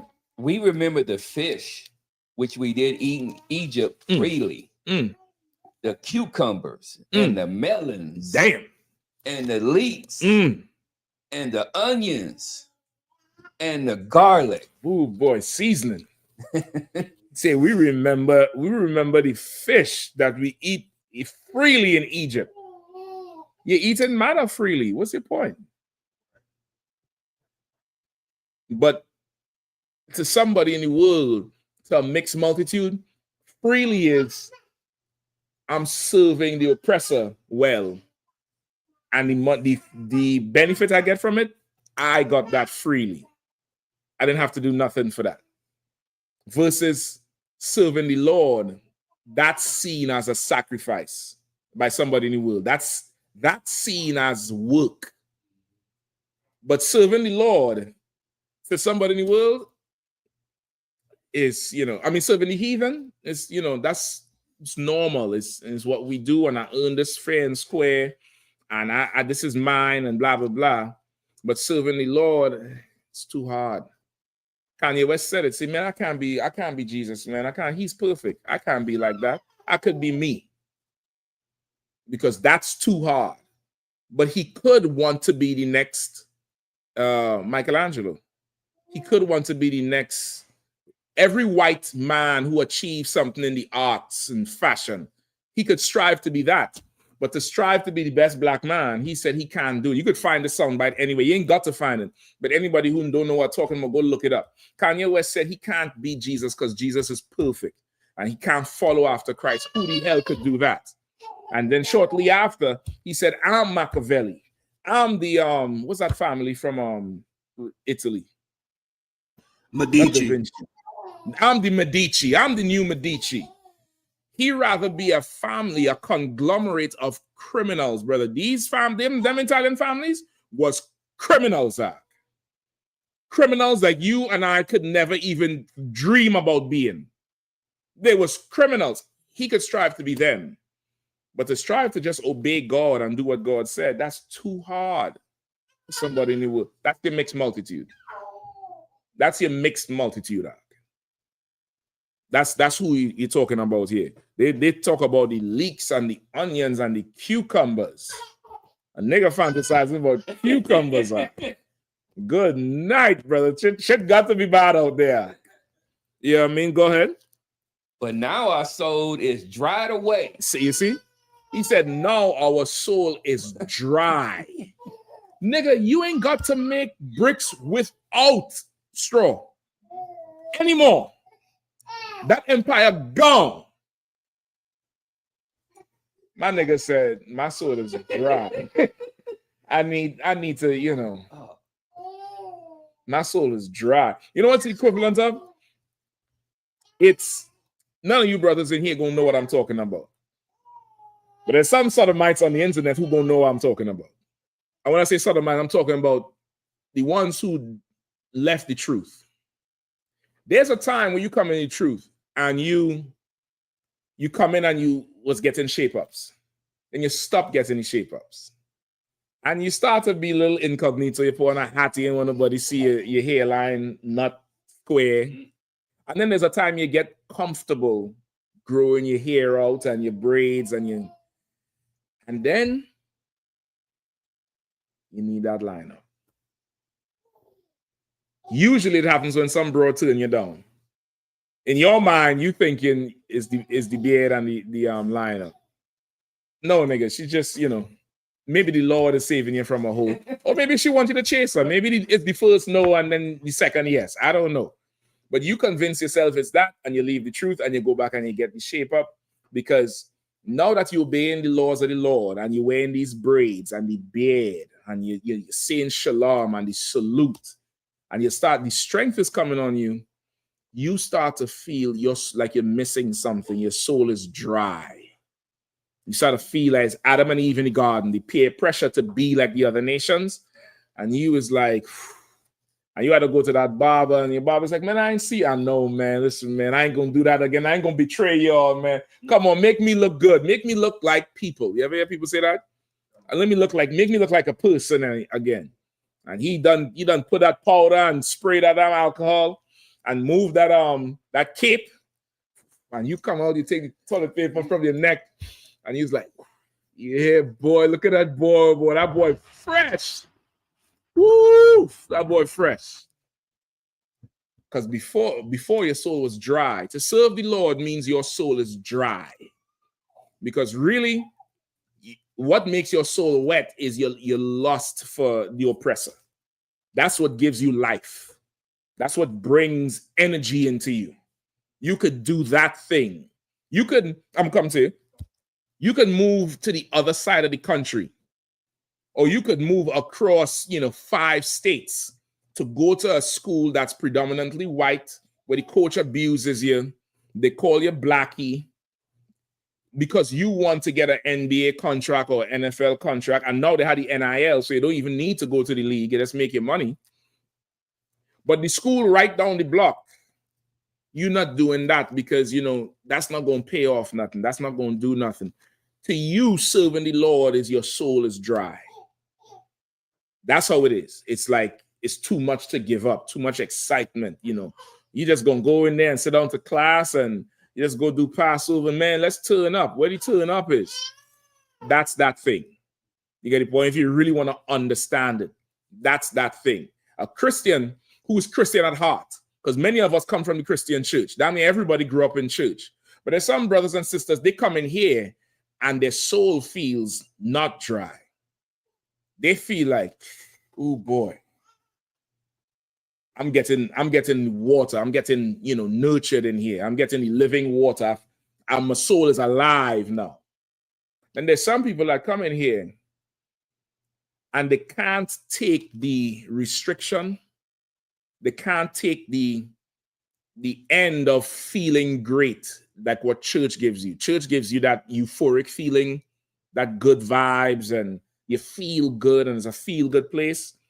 They can't take that in here. And they just like, they self-destruct and just float all the way out. Because in here, their soul feels dry.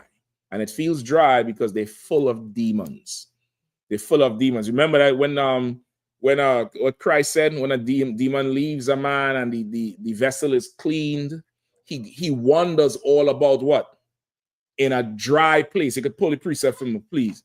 In a dry place. That's what it says. He wonders all about dry. And then he comes back and he finds this place swept and kept. He go get 7 more demons to bring it back, because serving the Lord, because you're so full of demons, it's like it's dry to you. It's starvation. It's famine. It's drought. It's cracked lips and, white tongue and the boozy spit between your lips. It's dry. You got it? Matthew 12 and 43. Somebody pull it real quick and just start to read it once you have it. Matthew chapter 12, verse 43. When the unclean spirit is gone out of a man, he walketh through dry places, seeking rest. Dry places. Slacky, stop right there. You read that part again? Kawakan, sir. When the unclean spirit is gone out of a man, he walketh through dry places. He walketh through dry places. That's the unclean spirit. The he there's the unclean spirit. Take back to a couple classes ago when we asked about the he. Why they say the he, let him leave. See, the unclean spirit is personified as a masculine spirit. He said, let he walks through a dry place. So when that spirit is out of the man, it's like it's dry. We there saying our spirit is dry. Why? When the spirit is out of the man, the spirit goes in a dry place because he can't feed no more. Why are we saying our soul is dry here?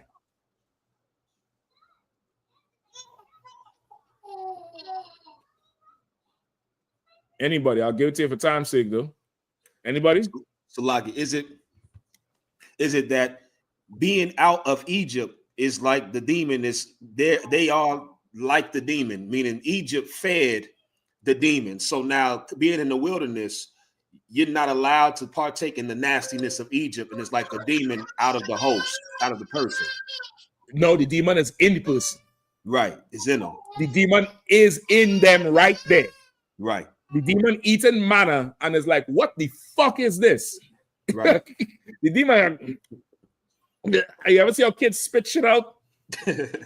Yeah, I need to drink some water. Scrap my tongue. What the hell is this shit? Where's the leeks? Where's the cucumbers? Where's the fish? Where's the onions? Where's the garlic? A nigga complaining about garlic. Oh my God. And imagine that a nigga is fantasizing about vampire poison. God damn, man. Brother, the demon got you bad. The demon got you down bad. Where the holes at? That's what this is. You get the point? You all don't turn up. You all got no mollies. You all don't get shit up here. You all don't do nothing. You want perk? Anybody want a perk? You remember that interview? You need a perk? You do perks? You remember that interview? That's the demon act. Right. That was going on with the mixed multitude here. And that's your Christian. Your Christian is that thing, brother. You tell a Christian he can't eat pork. What are you talking about? I love pork, and I know the Lord loved pork. A few years ago, you can ask your Uncle Thumb about this one. Brother, I think your Garwap or somebody doing a speaking in Baltimore about the dietary law. And this brother here, boy, he was such a troll. Like, he was a troll before trolling was popular. His face looked like a frog, but not like Kermit's. It's like a bullfrog. He had a big old smile from here to here. And he said, what? I can't eat shrimp. And went into Lexington Market and bought the biggest shrimp platter you ever seen. And came out and said, I love it. And eat it in front of the camp. Brother, I mean, you talk about a demon. Shrimp's good. He going to the camera. And eating the shit in front of you. That's our people, brother. That's the demon. The demon has to show you it's having fun, not serving the Lord. And to serve the Lord is drought and dryness. And listen, we all go through that stage and that phase coming into the truth. Those of us in here don't beat that stage. That's You don't get that this is where you get fed really. Really, you was on a drought on the outside. You was dying on the outside. You was thirsty and you didn't even know you was thirsty. You get the point? Those who went back, they just, they like the abuse act. They like, the court cases and the domestic issues. They like all that shit happening now. They like just, chaos in their life. Go ahead. Like, speaking of the abuse, because we still within the year, they was talking missing cucumbers and all that. Might have been some gorilla Hebrews. It might have been some Sicaris down there in that mixed multitude.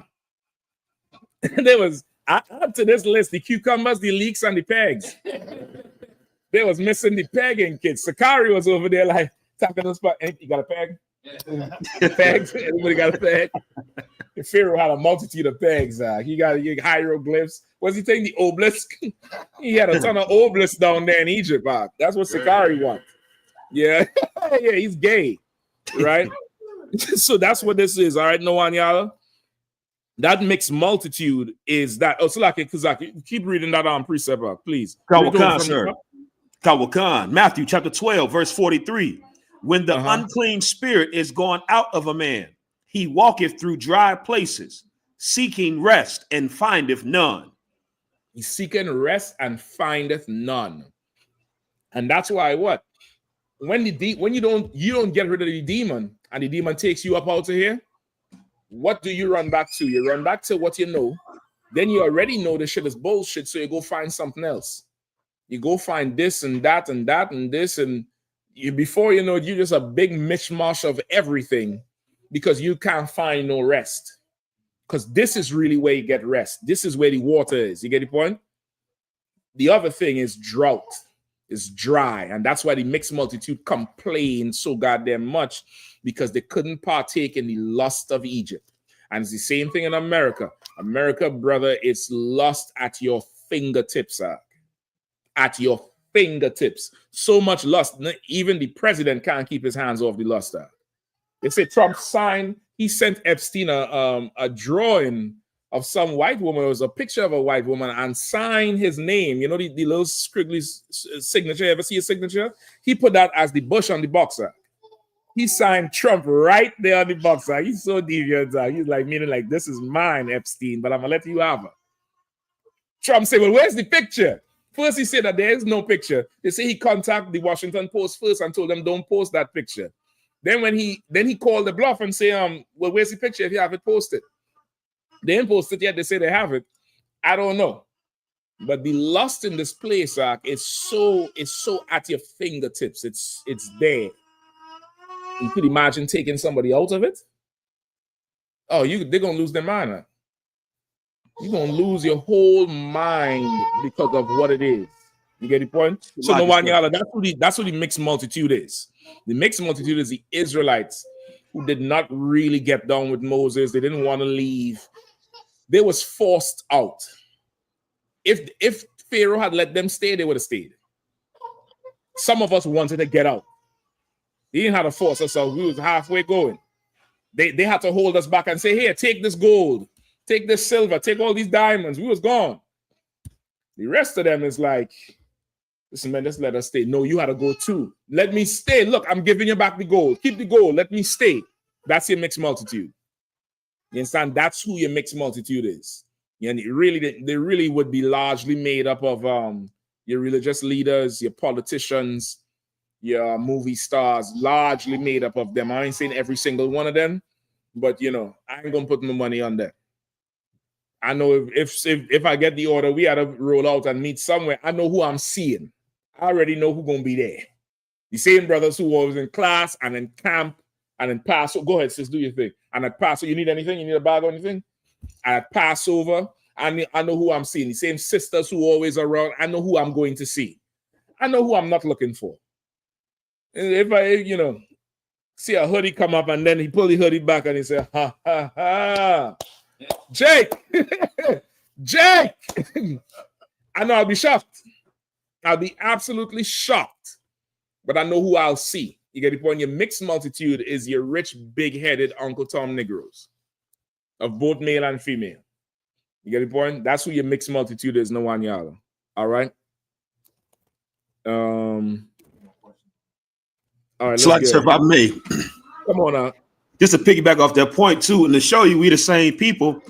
It's funny how, like, I don't know if there's people if still use this phrase, but I know if you was going into like a party or a function, and if it wasn't full of lust and deviancy, you'd be like, man, it's dry as hell in here. It's dry in here.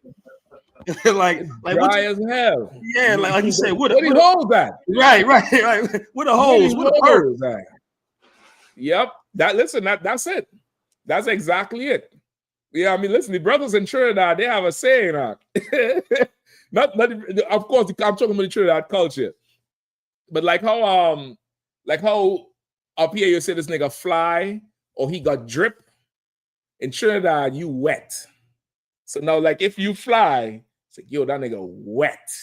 You pull up in a badass whip, you have a wet whip. That shit is wet.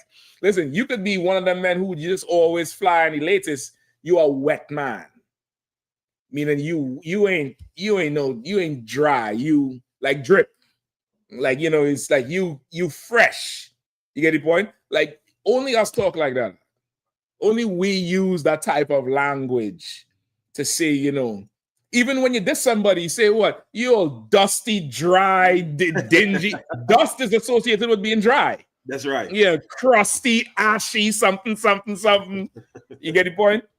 That's how we talk. It's just who we are. All right. What else we have? He says, call him Sam. He has 2 questions. He says, Sam, where you from? Just type in where you from, all right? No one, just type back in if that works for you, if you need more. I'll try to get it in for you, if we could, all right? Virginia?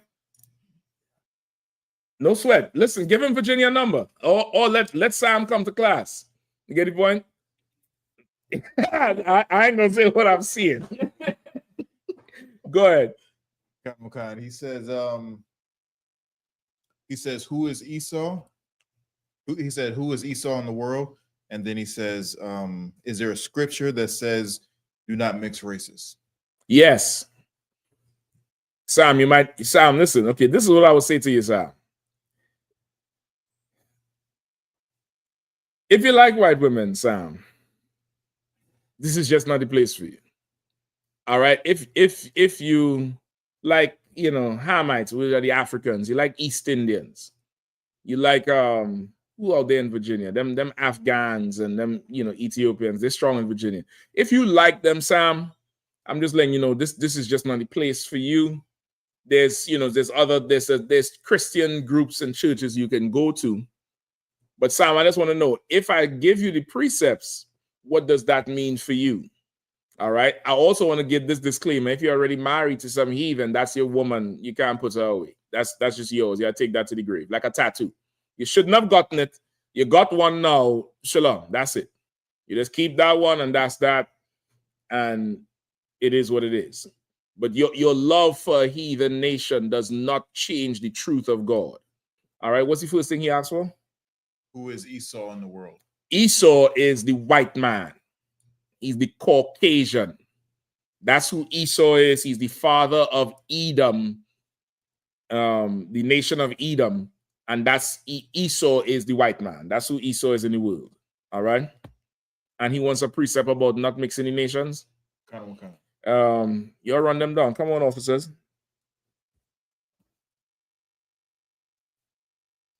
It's like he said about not mixing the nations. Not mixing the nations. Let me get Shapat first, all right? Come Go ahead, Shapat. I had 2 for both. I had one for who Esau is, and I got one for don't mix. Give me the mixing. So this is the book of Deuteronomy, chapter 7, verse 3. Neither shalt thou make marriages with them. Thy daughter thou shalt not give unto his son. What's his name again? Jason? Sam. Listen, Sam, the Bible says what? Neither shalt thou make marriages with them. You shall not make marriages with them. Shall the heathens. Go ahead. Thy daughter thou shalt not give unto his son. You shall not give your daughter unto his son. Go ahead. Nor his daughter shalt thou take unto thy son. And you should not take any of their daughters unto your sons. We are supposed to be separate from them. We are supposed to be totally separate and not joined to them in any way, form, or fashion. Right? Give me also, did not Solomon sin? Give me that too. Go ahead, Kazak. Kawakan. Leviticus chapter 20, verse 26. And ye shall be holy unto me. For I, the Lord, am holy, and have severed you from other people, that ye should be mine. Listen, that's a cold one right there. I'd lead with that. I would lead with that one. You are holy unto me. Meaning I've joined you to me, nigga. You ain't allowed to mix with nobody else. I've severed you. You look up the meaning of the word sever, Sam. You find out that sever means to violently separate. Like somebody in a get their limbs severed in a car accident. You don't get your limbs severed by giving a high five or a handshake, but you could get your limbs severed in a car accident. You see, especially some of them brothers who ride and sisters who ride them bikes. I've seen some bike accidents where the ankle pop off like a snap-on. I think it's the shoe come off. When the camera spin to the dude, brother, it's tibia and fibia like this out of the bottom of the pants. The ankle snap off like a damn potato head. That's to sever. It's to violently separate. The Lord separated us from every nation so we could be holy. Holy means to be separate. Now give me the other one too. What is Nehemiah 13? Go ahead. Give me Nehemiah 13 and 26 through 27. Nehemiah chapter 13, verse 26. Did not Solomon, king of Israel, sin by these things? Right. In fact, you could skip up. Now everybody knows Solomon. Why is this man? Had a ton of wealth, had a ton of wives, 1,000 wives and 700 and something concubines. Everybody trying to live Solomon's dream. Hell, everybody trying to be in charge, have a little squad that you could rain down, when it's wartime, and a whole stable of bad joints. But Solomon made an error. The Lord gave you the permission to go have multiple. That wasn't enough with Solomon. Solomon started, falling in love with many strange women of another nation. And that pissed the Lord off because the Lord done gave him so much power and authority. Read 25. 25. Mm-hmm. And I contended with them and cursed them and smote certain of them. Right, meaning he beat them. And plucked off their hair. Smacked fire out of them niggas. Nehemiah was something else. Go ahead. And plucked off their hair and made them swear by God, saying, ye shall not give your daughters unto their sons, nor take their daughters unto your sons, or for yourselves. Right? Like this is how much we were so into the heathens and had so much self-hatred that Nehemiah had to whoop everybody ass and make them submit. Everyone west. He had to beat him. What did Mike say? What say? That was one west. Don't nobody else go out there and beat nobody. I'm trying to think. Go out there and beat. Don't say, well, if you're gonna do it, don't say I say to do it. Stand in the council by yourself. Don't say nothing but the Benjamin one day, the one with the accent from DC. Nigga, F you. I'll switch this thing on and off. I ain't gonna have no accent in that council. I'm coming there singing like a Mo. Hey, young. I'm John saying, that ain't how you I'm gonna switch the Mo and the young and the John on you. Nigga tweaking, man. Boy. To tell you straight up. Nehemiah bust their ass up. Nehemiah smote some of them, smacked fire out of them, ripped their hair out in the battle. Now that's a whipping like a parent. Like, get the shit out your head, rip your hair, rip your beard up, and you begging for mercy. No mercy. Swear you will not go marry these heathens. That's your Kanye West. Who else is into that shit? Your Eddie Murphy. I mean, I can't name Michael Jordan. I think that's Latina he would do. Some old Cuban bro then. I don't want to let me leave him out because I don't want nobody say, yeah, you see, he's saying them. I believe she's, it's like Shannon Sharp. You get the point? Every baller. What's the other? No, she's a sister. I forget. She's just a hoe. That Megan Thee Stallion. I was gonna call that old clown. What's his name? Clay Thompson. But I forget. She's just a hoe. She ain't a heathen. Wrong H. Forgive me, all. Wrong H. All right, but you'll get the point. Like Nehemiah bust their ass. Like, he beat them because they was intermarrying. Right? Go ahead. Keep going. Verse 26. Did not Solomon, king of Israel, sin by these things? Read it again. Did not Solomon, king of Israel, sin by these things? Read it one more time. Did not Solomon, king of Israel, sin by these things? That's what the Bible said, Sam. You wanted a precept for it? This is your precept. I done gave you 3. And even where one of our kings messed up, not because he missed a Passover, not because he didn't pay tithes, not because, you know, he murdered a man, but because of who he had in his bed. Like that's how personal and intimately serving the Lord is. Like there's rules for what you put in your mouth. There's rules for the clothes you wear. There's rules for your hairstyle. There's rules for who you have in your bed. The Lord is a parent. He's an absolute parent. And he said, don't bring them heifers up in here, Negro. You little girl, don't bring none of them funny looking men up in here. You go find somebody of your own nation. You know what I mean? That's what the Lord's saying. Go ahead. Yet among many nations was there no king like him. And that's us as a whole. Among many nations, there ain't a king like him. Meaning he's the best on the earth in what he does. But he go get some broad who is whatever. Well, Chris Rock was saying that in one of his comedy shows. He's saying he's one of the best comedians on the earth. And his neighbor is a dentist. Not the best dentist. Probably not even the best dentist in the city. But he is one of the best comedians, hands down, probably in today's contemporary. Probably top 5 in today's. Now, I'm not saying the whole comedic scene. But in today's contemporary, he's probably top 5, probably top 3. Best on the earth. They ain't an Arab funnier. They ain't some Hamite funnier. They ain't some old Kiwi from down New Zealand funnier than him.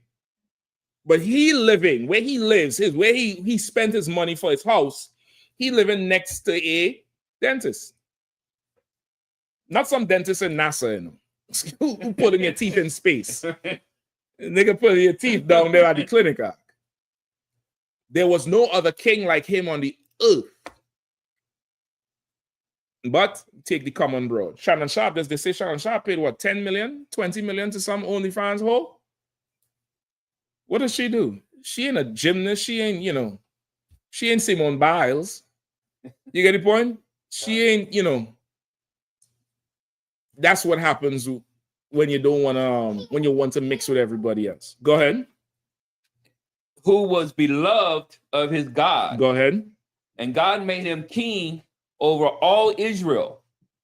Nevertheless, even him did outlandish women cause to sin. I'm starting to call these hoes that. You outlandish woman. You outlandish.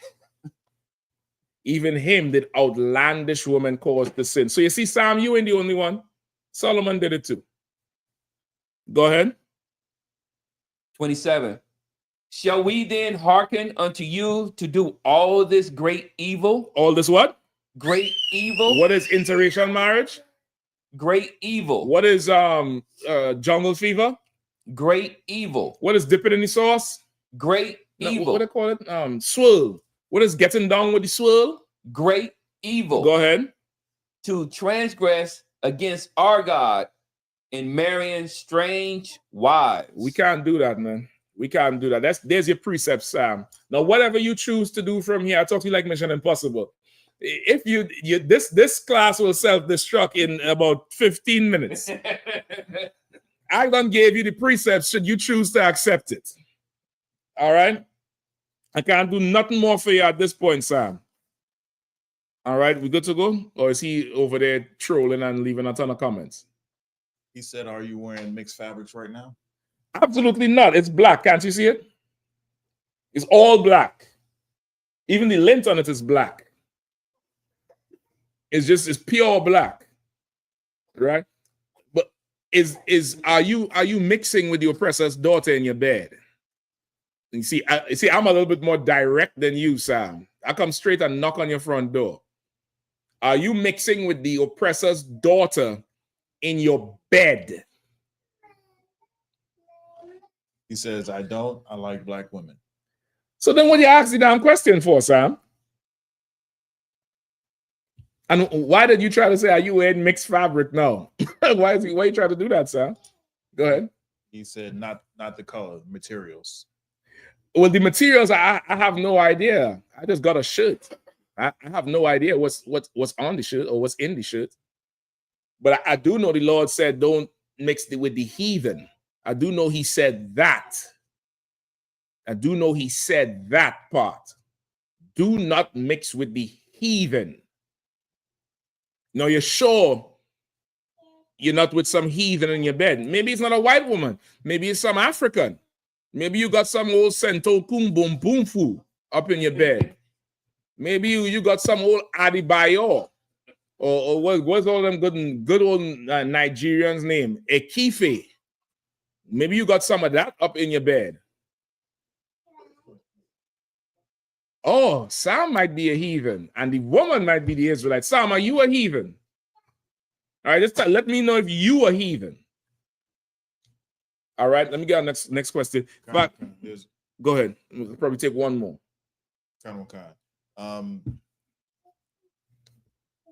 Someone wanted to break down. Okay, it was a trooper. Trooper Zakarawan says, Shalom, Yabashim Brakatha. Trooper Zakarawan from Dallas, Texas. Salaki one. Can you break down Revelations 9 and 4? Are those trees or nations? Okay, let's get Revelations 9 and 4. Who's there in Trinidad tonight? Mathquayak or Maikwa or Shah? Salakia, sir. Myself, Maikwa, Officer Swap, Shah, and Officer Makakobal. Okay, no, so I need somebody to read our article here. It's about 6 pages long. I need somebody to read it. Maikwa, you want me to send it to you? Or Swap, who you want me to send it to? Send it to Maikwa? Sir. I could send it to you on Facebook. Salakia say send it messenger. Messenger, yeah. Facebook Messenger. Yeah, come on, sir.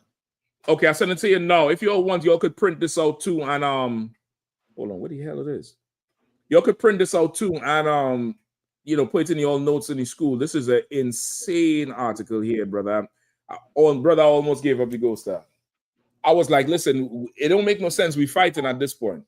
It really, like, brother, the things these heathens is doing and don't give a rat's ass. They do not care. They do not care, brother. Oh, man. Let me get the question now. The shit is, to me, it's mind-blowing. I don't know about y'all. But, brother, this is beyond.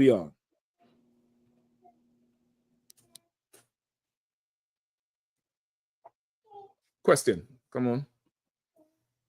Can you get a breakdown of Revelation 9 and 4? Are those trees or nations? All right, wait, who asked it? Revelation 9 and 4. No, this is Revelation chapter 9, verse 4. Like it.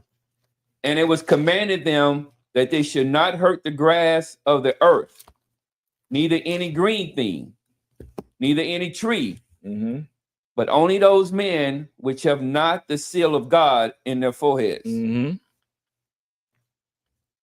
Wait, was he 9 and 4 through what? 9 and 4. Are those trees or nations? Okay, no, this is different. This here, the green thing and the trees is not talking about, is not in the same context like trees in Genesis, which is what I believe you're alluding to or asking really. All right, this is different. All right, read it one more time, Salaki. And it was commanded them that they should not hurt the grass of the earth, neither any green thing, neither any tree. Right, the grass or the earth, neither any green thing or any tree. So look, this is the vision. Right, the vision here, who's this? This is one of the horsemen? Or this is the angels, right? The angels who holding back in the four corners, I believe. And he commanded them right. So he's saying, don't hurt the earth or the grass or any green thing or any trees. What's the vision? What is the vision that you're seeing? A garden. A garden. So if it's a garden, what does it mean? It's what? Give me describe how does the garden get green and trees and grass? Nurtured and fertile. It's nurtured and fertile and gets water. It's not dry. It gets water and it's not dry. What is the earth with the grass and the trees and the green things? It's nurtured. It's watered. It's not dry.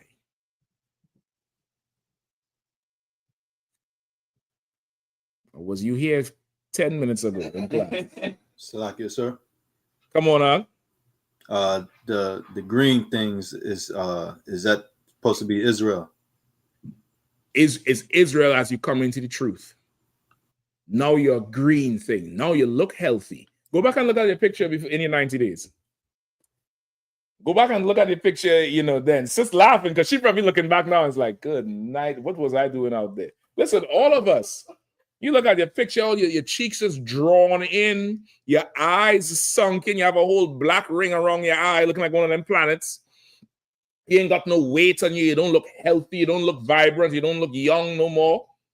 Go and look at them pictures. Go back. Shabbat laughing. Go back and look at them pictures. Listen, Leviathan came in here, brother. Leviathan ain't looking like how he looking now. Leviathan is shining now. Leviathan talking, laughing. Leviathan came in here, beat. He was fighting the air. Leviathan was going on full war. Every brother in here. Forget about Ragash. Get it, boy. Forget about Kazakh. But Quash, all you brothers, you're coming. Just go back and look at shit that when you was just coming in, compared to how you look now. Yeah, your face is shining. You look up. You look bright. You get the point. You look, all the way. The Lord is with you. Everybody familiar with the young boy here in the class. In 1 minute he sets up like he looking like he paying attention. Next thing you know, he talking. He this, he that. Even the children in here have a different spirit in the world. Even them, they're more brighter, they're more tempered. They ain't throwing a whole fit and all that type of shit. They could talk and get along, and because why?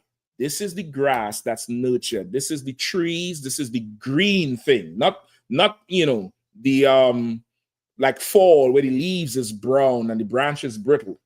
This is the green thing that's nurtured. The Lord is telling this angel, don't hurt them. Don't hurt none of this thing that's growing. This thing is growing and it's strong and it's nurtured. Don't hurt it. Go ahead. Like you saying early in the class, it's not dry. It ain't got that demon on it. It ain't got that demon on it no more. So we ain't dry and drought and suffering. That demon out there suffering. You gotta go hurt him. You get the point? You could go hurt him. But this thing here is this is who got rid of the demon to follow me. That's what he's saying. Keep reading, whoever's reading it. But only those men which have not the seal of God in their foreheads. So the but is the alternative. Don't go to DuPont Circle, but go to 7th and H. It's giving you the alternative. So the men who don't have the seal in their head is what? Is those who ain't following the Most High. You get the point? Who ain't have his philosophy in their head. You understand? The men who done took the mark of the beast. They don't have the Lord's philosophy, which is the seal in their head. When I say the seal, not a physical thing. You have fools out there tattooing something here and putting a seal on their head. It's talking about the knowledge. It's like, imagine somebody brand you with the knowledge in your brain. They don't have the Lord's knowledge, but they have who? The white man's knowledge. They have Caesar Borgia in their head. They hear Jesus. This man comes into their head first. They hear Jesus. They hear God. This is who comes into their head. They're praying for a job. This is who comes into their head. You have a police brutality situation. The cop is right because this is who comes into their head. The nigga got to be wrong. If it's the other way around, well, mercy for him because this is who comes into their head. You get the point? Jeffrey Dahmer went under the radar for years because this is who is in their head. They don't have the Lord's seal, but this. You get the point? Just everything down there in America and the world, the whole white supremacy is because of this. It's because of this here that's in their head. They don't have the Lord's seal, but they have what? The mark of the beast, which is his philosophy in your head. He is the beast. He is the beast that slaughters many and said, peace, peace. But he's coming for blood. Go ahead, Shapat. Like if I could, I just want to say Rakatha Yahweh Yahweh Shai. Damn right.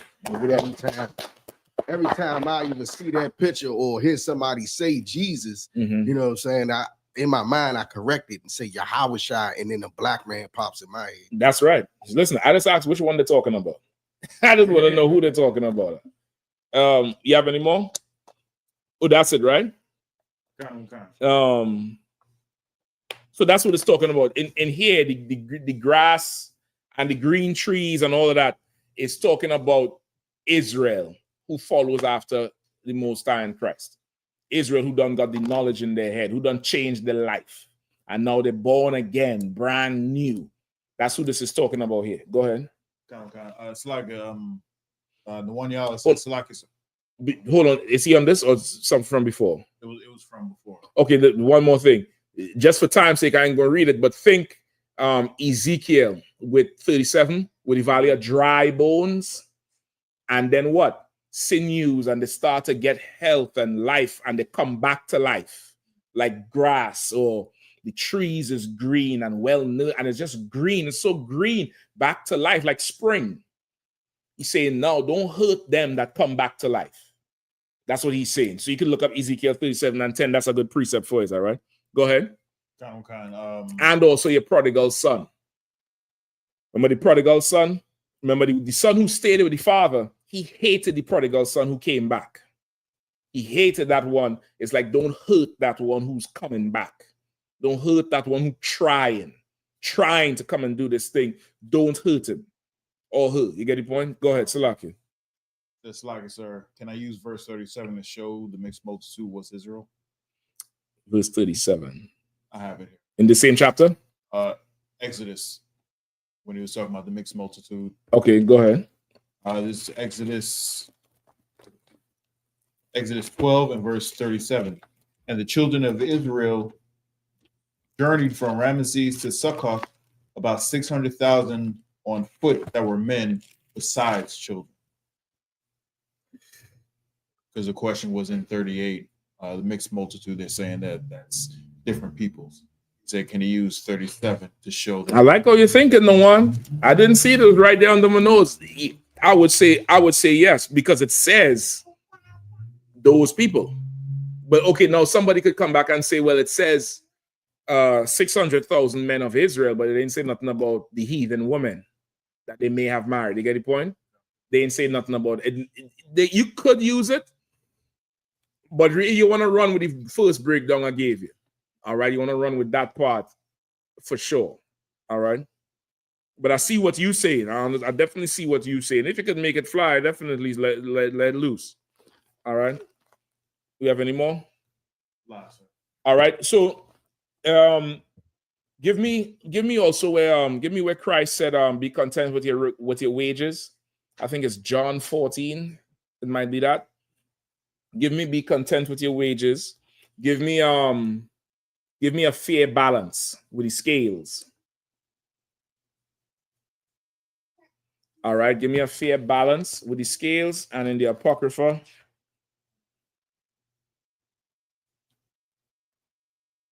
Give me Ecclesiasticus 39. Hold that. Ecclesiasticus 39.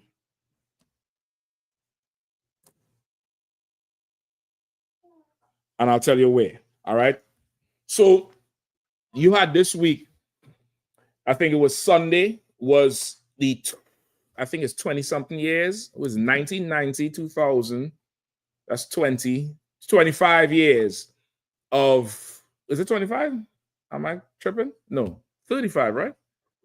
1990, 2000, 2010, 2020, 40 something years, right? Yeah, 40 something years. 1990 to now. 35? Maths might be a little off. All right. Yeah, 35. Yeah, I think you're right. 35-year anniversary of the coup in Trinidad and Tobago, right?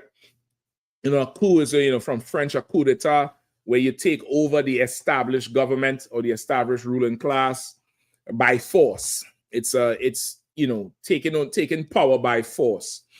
It's what it happens all over the world, mainly in what you would call third world countries.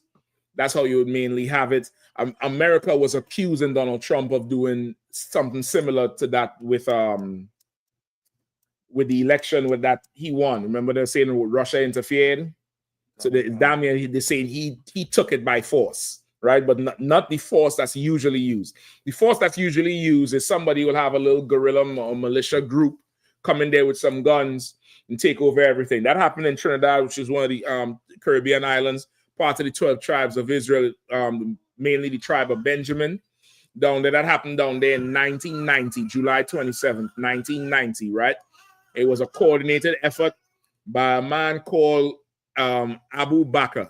His name was Imam Yassin Abu Bakr. He was a brother, but of course he was deep into Islam. He was good friends with Muammar Gaddafi, right? And a lot of his crew would go to Libya and train and, work out and get the guns and all that type of shit. And Gaddafi was, definitely helped him prepare for this takeover. All right. He took over the government, bombed the police station. It was a whole coordinated attack. They stormed the damn parliament, closing and bombed the police station at the same time. Huge bomb blow up. So there was, a lot of people. It lasted for about a week. Of course, America intervened afterwards, and he surrendered. A lot of people was calling for them to kill him at the time, but there was a lot of corruption and politics going on. Do you think? A lot of corruption and politics going on in Trinidad, and he had, files, as you would say, or secrets, and a lot of reigning and ranking politicians and members of parliament in the country and high society men. So he was, he wasn't given the punishment that most people would say. Now, on the ground, a lot of people was in support of what he did. Not a whole majority, but you would find a good group of people saying it's about time somebody takes over this government and give back the country to the people. So prior to 1990, you had, ups and downs with Trinidad. For those of you all who don't know, Trinidad is a very oil and gas rich country. However, the Lord sit Trinidad on is a ton of oil and gas reserves down in Trinidad. I think Trinidad has the largest pitch lake in the world, which is the largest naturally occurring oil deposit in the world. I think they have 10 billion barrels or million barrels or something like that of naturally occurring oil that just come out of the ground, just naturally. You don't have to dig or drill for it or nothing. And somehow the Chinese own it. Corruption. So in doing some research on Trinidad with the coup, came across this scandal that's called the DC-9 scandal, right? It's the DC-9. This was the purchase of some planes, some airline planes from this company, something Douglas from America, right? And it was facilitated by this devil called O'Halloran. O'Halloran was from Ireland or Scotland or something like that. Michael, let me know when you have the article up, all right? Come on, cancel. I have it up, sir. You have it up? All right, go ahead. And let me see where you're at. Let's start to run it down, all right? Come on, cancel. Presentation by the Honorable Selwyn Richardson. Thank you, Bob, for the kind words of introduction. Thank you, ladies and gentlemen. One second. This Selwyn Richardson, he was at one time the Attorney General in Trinidad. He's a lawyer that that rose to be the attorney general in the country. So he's giving you this dissertation damn near, or basically like an article of what happened in the couple decades before 1990 that he found from his official government investigation. All right. Where you at? Go ahead. Hold on. Let me tell you where to skip. So he just introducing the whole thing. For time's sake, I don't want to read through everything. Start where it says, let me tell you a little bit. Cancer. Let me tell you a little bit first about our main character, John O'Halloran. Johnny O, as he was familiarly called, was a powerful figure in the PNM, the People's National Movement, which was a party that had ruled Trinidad and Tobago for 30 uninterrupted years. And just a disclaimer, this is not a stab at PNM or UNC. We don't give a damn about none of them. They're all corrupt. They're all corrupt and not for our people. But this is the history that he brought out, all right? So that PNM government was ruling from 1962 up until this time where he wrote this here, I think in 1994, 3 or something like that. All right, go ahead. He was one of the few white members of the cabinet. He was Irish descent, a ladies' man, if ever there was one, a flamboyant figure who always wore white suits and drove large American cars. Right. So this was some Irish devil that was living in Trinidad, and they say he was one of the few white members of the parliament because, of course, Trinidad being largely Benjamin and, of course, largely East Indian, the white folks in Trinidad is a very small majority. They're probably a little bit more now, but definitely back then, the Syrian population and the whites was, you know, seeing a white man was like seeing a ghost. Damn it. It was like, what? You get the point? And that's why he was a ladies' man, not because he was good looking, because he was a white man. It's like a white woman in the same situation. Everybody will say, oh, everybody's hot after this white woman, but she could look like a fridger. But because of white supremacy, the blonde hair and the blue eyes is like a witchcraft. You get the point? So that's what was going on here with him. All right. I guarantee he was some old ugly leprechaun devil, old Irishman. All right, keep going. He was also known as a preeminent political fixer on the island, a man who had the ear of the then Prime Minister, Dr. Eric Williams. Nothing significant ever seemed to happen without Johnny O's involvement or approval, which led to his other nickname, the 10%. Right? They used to call him Mr. 10%.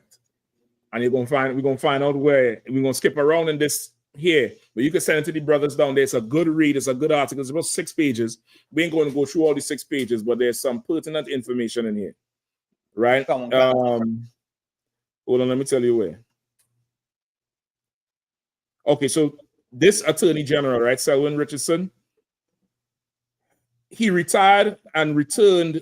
He retired in 1981, and he was very frustrated because he wanted to investigate a lot of the corruption that was going on in the island. All right.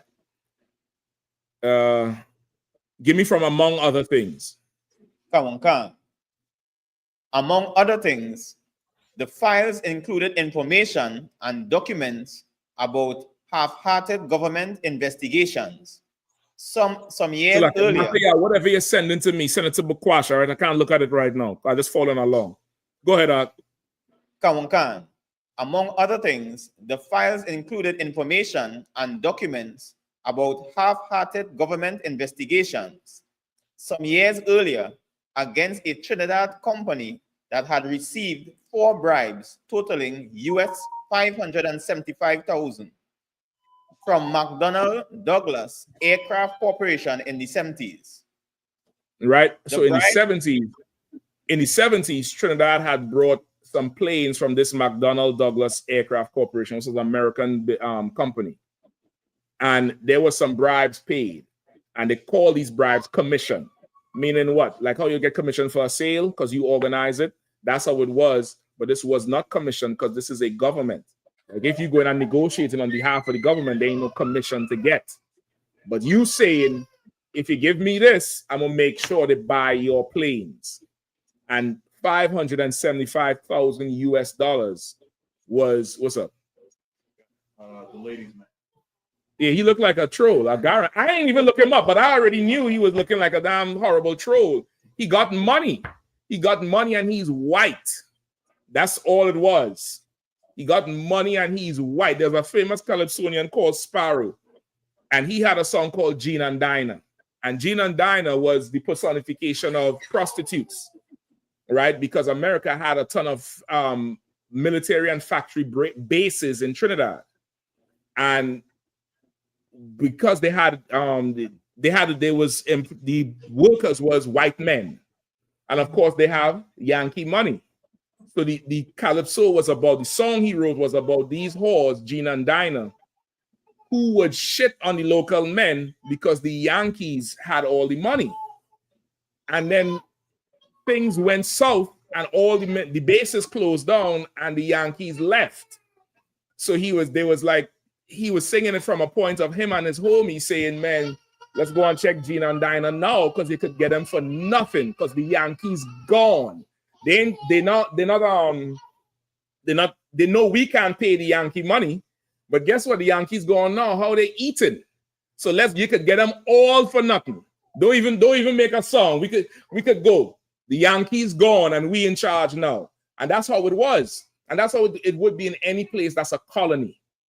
When the oppressor comes down, brother, he got power and in charge, and bros want to eat. Men want to eat. You get the point? So this O'Halloran, he collected 575,000 US back in the 70s, which today I did the math is about $4.5 million US dollars. All right, that's what he would collect today in bribes. All right, for this plane. Hold on. There's some more there about where the bribes went. I'm gonna skip you down. Go to the second page. Hold up.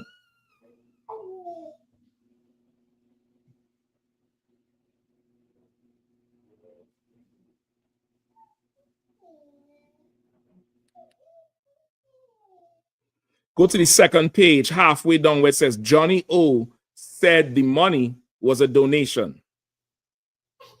Come on. Johnny O said the money was a donation to the party which he thought had been deposited in the party's account. This time, the public pressure forced him to flee to Canada in 1982, but he was never charged and no money was recovered. Right. So now what happened is this other company, this American company, was going to build a racetrack in Trinidad and they paid Johnny O $1.4 million in bribe to secure the contract because he was a parliament member. Times it by 4, we talking about over $6-7 million, right? He just collected. Now this is in the 70s. You get the point? The cost of living is way cheaper, brother. This thing gets worse. Now this is 1982. The coup is 8 years later. It gets worse. I'm trying to tell you. Listen, if you all need to take a shot, take a shot. If you need to go out, take a deep breath, take a deep breath. Michael, please go to the next page and read where it says Trinidad oil industry. Brother, I damn near fell out the chair. Go ahead. Kawankan. Trinidad's oil industry is one of the oldest in the world. Say it again. Kawankan. Trinidad's oil industry is one of the oldest in the world. Say it one more time. Kawankan. Trinidad's oil industry is one of the oldest in the world. Brother, I could not believe that shit. One of the oldest in the world. Keep going. Kawankan. Dating back to 1857. 1857. That's the oldest record they found. It could be before that, but they could prove 1857. Iran was 1901. I want you to remember that. Remember, Britain sent a surveyor down there in 1901 to discover the oil, survey the fields, and then they came back in 1903 with the cash to start Iran up with that oil. Keep going. Khan. Listen, the next line is going to kill you. The next line is going to kill you. Brace yourself, Akim. Go ahead. By the mid-1940s, Trinidad supplied 65% of the British Empire's oil production. Read that again, Ak. Khan. By the mid-1940s, Trinidad supplied 65% of the British Empire's oil production. Not Britain, the country. The British Empire. 65% of the oil that covered the empire, whatever petroleum needs they handled. Meaning, India, if you had to get Vaseline in India, it came from Trinidad. You get the point? 65% of the empire's oil came from Trinidad. In 50 years, less than 50 years. Go ahead. Sir. It was our major export. The vast majority of the reserves, most of which are now offshore, were owned by British Petroleum. The same company that invested in Iran. They've invested in Iran as the something oil, the Anglo Oil Company of Iran, some shit like that. They later changed their name to BP. But BP done had their hands in Trinidad, raping Trinidad since, over 100 years. Like, I think BP left Trinidad in the 90s or something like that. It gets worse, It gets worse. Go ahead. But in 1968, slumping world oil prices and a growing nationalism in Trinidad, we had gained independence 6 years earlier, convinced British Petroleum to cease exploration and to sell its oil rights and assets to the government for 20 million. Trinidad knew... Hold on, it's ridiculous, man. 20 million, Ak. 20 million. 20 million, they said, listen, the oil price is starting to drop. We want BP out. BP say, all right, we'll sell you everything back for 20 million. The oil belongs to the country, BP say, you could buy your oil from us for 20. Since it's you, Bakwash, if it was anybody else, it'll be 50. But since it's you who own the oil, you could pay 20 million for it. That's what BP said. Tell me, white man in the devil. Go ahead. Trinidad knew it couldn't run the operation on its own. Mm-hmm. So it was decided to find a partner. Discussions began with Shell, Mobil, and other logical players. But in November 1968, the government entered into a 50-50 partner relationship with a small, obscure Texas oil company named Tesoro Petroleum Corporation. All right. So then there's a 50-50 thing. They say they can't afford the 20 million. I don't know how you've been selling oil for 50 years. You can't afford it because the money getting siphoned off with these white men. They're taken from the country, and black politicians is allowing it since 1857. Even though up until from 1857 to 1962, Trinidad was a British colony. It's still money, taxes and stuff going to the Queen. But goddamn, nigga, we can't fight for nothing local. Keep going. The government agreed to let Tesoro pay its 10 million share of the purchase price out of future royalties. The Trinidad government said, listen, if we go in half on this one, your 10 million that you would pay,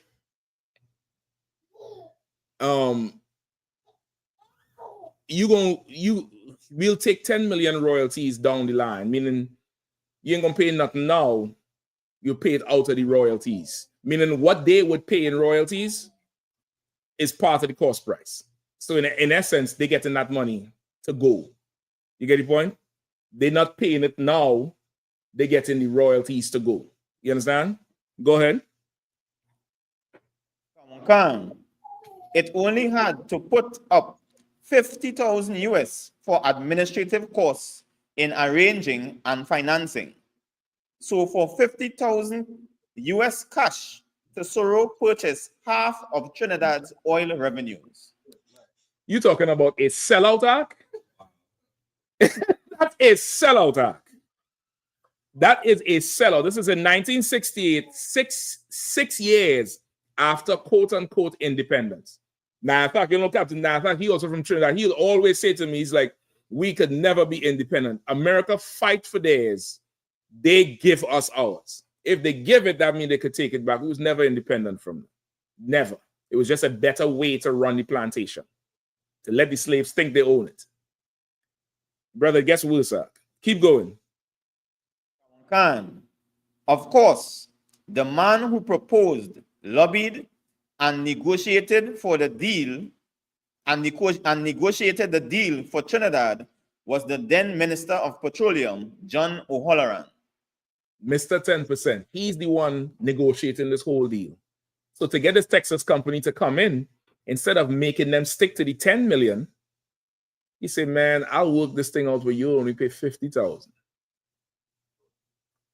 And we'll just split the money up over the next how much ever years, which they never going to see. But of course, he had to give me something. Keep going.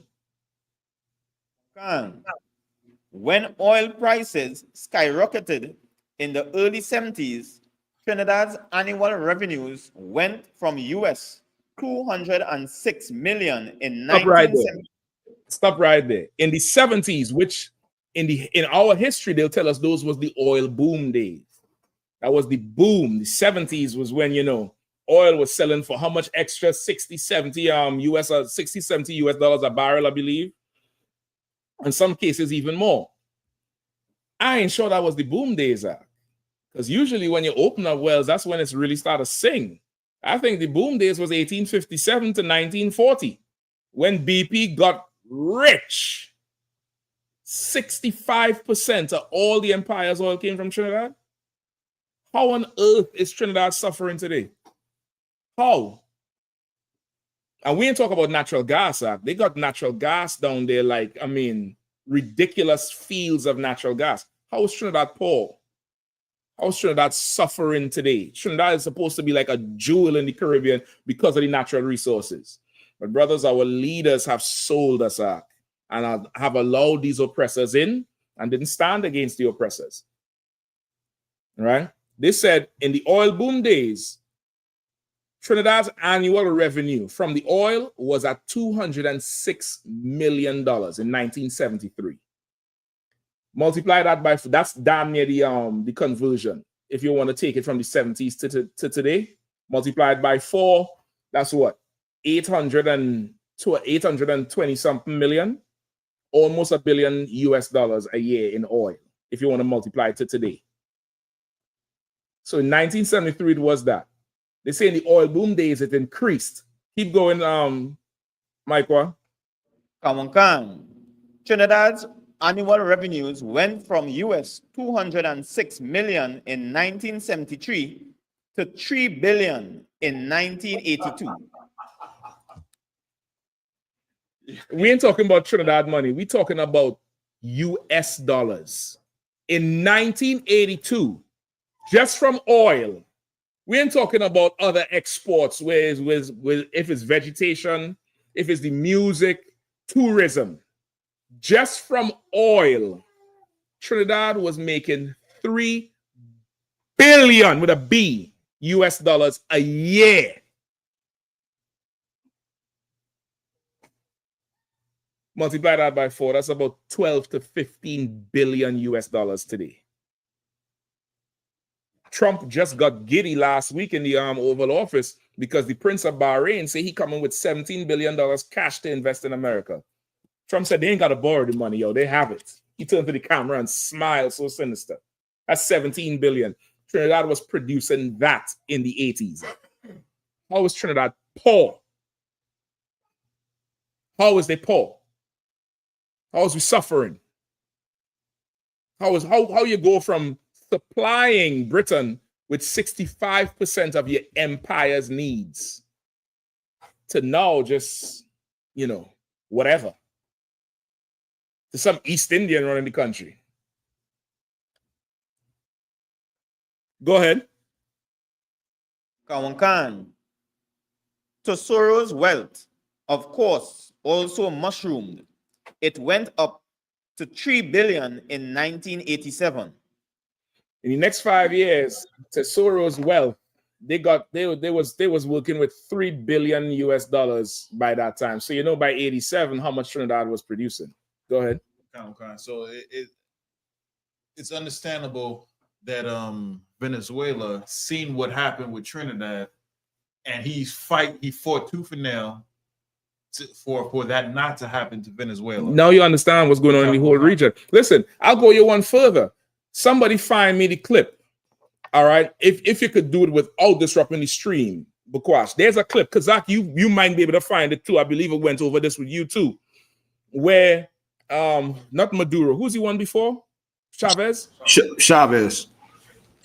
And who was before Chavez? No, it was Chavez. Where Chavez said, this was after meeting with, I think, one of them Bush. I think it was the father. Because at first, Chavez was rocking with America. And the expats, the Yankees who was down there and living on top of everybody, was doing down there the same thing. And he wasn't with it again. And I believe either they tried to assassinate him, something they tried to do to Chavez. And Chavez came out after meeting with him and said, I smell fire and I smell brimstone and smoke. That means the devil was here. You could find it. He called the president of America the devil. I got it, bro. The devil. You found it? Yeah, Kawaka. Could you screen share it, or you want to send it to Bukwash? I'll send it to Bukwash now, sir. To what? Bukwash, let me know when you have it. All right. Go ahead, Michael. By 1986, however, the oil boom was over. Trinidad's economy was in ruins. How? $3 billion US. How much could you steal, white man? Like you can't say, you know what? This is a small little country. This is one company in Texas. You can't say we'll take $1 billion US. You ought to take it all. No, I'm not defending Abu Bakr or anything. I'm just giving you the symptoms that cause this coup. I'm giving you the conditions that would give rise to something like this happening. You understand? The scriptures say I'm gonna just paraphrase. The scriptures say wherever there's if trouble befall thee, just know the white man is near. Abu Bakr did something grievously evil and hurt his own people. But brother, he is not as evil as the so-called white man. He is not as deceitful as the white man. He committed no criminal act that's worse than this devil here. This devil stole food from generations. $3 billion US a year in 1982. Brother, by 1986, the economy was in ruins. How? Explain that. How? Where the money gone? Go ahead, Shapat. Come on with it. It's the book. Make sure you have the mic too. Quickly, all right? Just for time's sake. It's the book of Obadiah, chapter 1, verse 5. If thieves came to thee, if robbers by night, how art thou cut off? Would they not have stolen? Right? If thieves come to you, if robbers come by night, how would they be cut off? Meaning, when would they stop? Surely wouldn't they have taken till they got enough? Like a thief break into your house, he might look for, something that easy to pick up and not nail down. And he in and he out. Keep reading. Okay. Would they not have stolen till they had enough? Mm-hmm. If the grape gatherers came to thee, would they not leave some grapes? Mm-hmm. How are the things of Esau searched out? How are the things of Esau searched out? Like, how are you going to understand him? Like, how on earth could you understand this devil? If the robbers came to your vineyard, wouldn't they have taken enough till they had enough grapes? This devil will rip every plant out of your vineyard. That's how he is.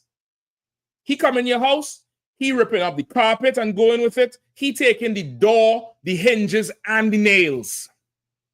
He's taking everything, and he don't need to use it in a while. He just discard it. But he's taking it because there's no understanding him. It's like, imagine you get robbed. Of course, you're going to need a new door because they kick in your door, but your door will still be there. Imagine coming home, Mark, and seeing the frame ripped out, the nails gone, your doormat gone, the covering for the light switch is gone. Like, you'd be like, what kind of thief is this? How are the things of Esau searched out, Ark? There's no understanding this devil, Ark. You look at what he did to the native Indians, the buffalo, Ark. He just killed the buffalo just for killing's sake. Just killed the buffalo and just left them there for no reason. He just do it. They recently, I think last week, they celebrate, 50-something years of Jaws. Remember that Jaws movie? You don't know Jaws, Steven Spielberg? I think it's like 50 years old or some shit right now. Brother, go back and do some research on when Jaws came out. You know, them devils just went in the ocean and just killing sharks? They was just killing sharks. Just pour blood, and just when the sharks come, they're just killing sharks because of this movie. You remember Steve Irwin, Crikey, who always, playing with animals, and Crikey, and some stingray killed him, right? Right. Do I have to tell you what happened to these stingrays? These devils went and started slaughtering stingrays over Steve Irwin Ark. This is who the oppressor is. He's the one to blame. Him, Mr. 10%. Good night. Let me see if we get some more. Just hold on. We right up on time. Let me give you one more before we keep reading next line for me. That year, the PNM bought out Tesoro for $200 million. Quite a return on its sum on its $50,000 investment, thanks to O'Halloran. So O'Halloran arranged for Tesoro to pay $50,000 US just to get in the contract to get the money. And they started making $3 billion a year by 1987. They done rose to that, US. And then turn around and sell the rights back to Trinidad for $200 million. 10 times what the original deal was worth. Remember, it was $20 million, supposed to go halves. They didn't pay shit. This devil Ark, he is the goddamn devil Ark. This is 1986. The coup happened in 1990. You understand why the government, this brother here, Selwyn Richardson, just pull up a Wikipedia on him real quick. He was the attorney general. They beat him, they shot him in the leg, all kind of shit when they had the coup. Selwyn Richardson, Selwyn Richardson, right? Trinidad. And just pull up his Wikipedia. They had the coup, brother. Trinidad was, suffering. They introduced tax, value-added tax. This was a brand new tax. They introduced it in the late 80s to try to make up. You had oil, and they lied to us and tell us the oil boom was from the 70s. Brother, Trinidad is one of the oldest oil-producing countries in the world. Over 100 years of oil. How is we broke? If you want to say, all right, they needed foreign investment, right? Because they didn't have the tools. Iran needed foreign investment. Is Iran broke today? They got nuclear weapons. What's nuclear in Trinidad? So up the microwave? Brother, we the children of Israelite. If we and them started with oil around the same time, within 5 years of each other, how is it they rich and we broke? Brother, they will abuse us and misuse us and make us kill one another. That's what happened with that coup. We turned on each other with Abu Bakr and this one and that one, and nobody turned on O'Halloran and them. Nobody turned on Mr. 10% and all the heathens down there. And I ain't saying you got to go do something to them now. I'm just letting you know we had to separate from these heathens. We've got to separate. Brother, they robbed $3 billion from a country that we know about, on that this attorney general found. He found this through investigations, even though they tried to throw him off of the investigations. That's what he found. Think about what he did not find. Money, listen, you could get the article from me or so up in them anytime. They set up this Tesoro and the other companies set up bank accounts in Switzerland and companies in Liechtenstein. I don't know what the fuck that is. To send money. Bakwash been there. You can ask Bakwash. He been there. To send the money all around that. Meanwhile, people in Trinidad, none the wiser are. None the wiser. If trouble befall you, the devil is not far behind. Did you find Solomon Richardson? All right. Yeah, it's not much. You know why? Guess why it's not much? Who knows? Who knows? Who could guess why it's not much on him? Anybody knows? Anybody want to take a guess? Huh? He dead. He dead. Read the last two lines out. In 1991, Richardson once again returned to private life and his law practice. Right. In 1991, this is after the coup. He returned to private life. He retired from the government and went to his law practice because he suffered the coup. I think they shot him. They beat him real bad up in there. Read on. In 1995, Richardson was assassinated by unknown assailants as he entered his driveway at the end of his working day. Investigate that, nigga. Investigate that. Solomon Richardson was assassinated in his driveway by unknown assailants. Trinidad smaller. I mean, it's not like, you know, it's not like Chicago. You get the point? What the fuck is this unknown? What are we talking about unknown? He can't go hide somewhere. How was it unknown? That money long and that money strong. You get the point? He done expose all of this thing. They put him down. They kill him like a dog. The white man is the devil the Bible speaks of. Anytime you're asked about that coup, just remember it's the white man's fault. It's the white man's fault. You can hardly blame somebody for acting in poverty, acting, you know, due to hunger. He went and stole the government due to hunger and poverty. What the hell O'Halloran stealing money for? He rich already. Why? You're stealing because you're just wicked at this point. You're not hungry. You're just evil. Who are the last video with Chavez there? Go ahead.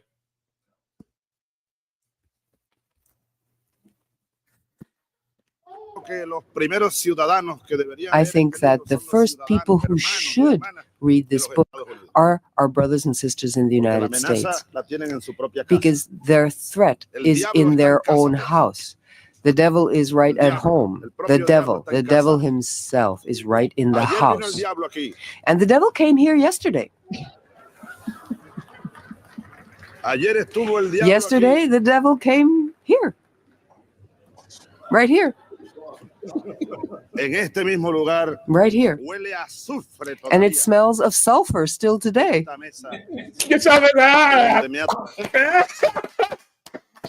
out my nigga. Shout out to you. The devil came here yesterday. Yeah, he was right here yesterday. I think it still smelled like sulfur in the air. Es blanco hombre, es el diablo en la tierra. The white man is the devil. With that, I pass over to priest and officer Shapat. Yeah, that's right, baby. La tierra.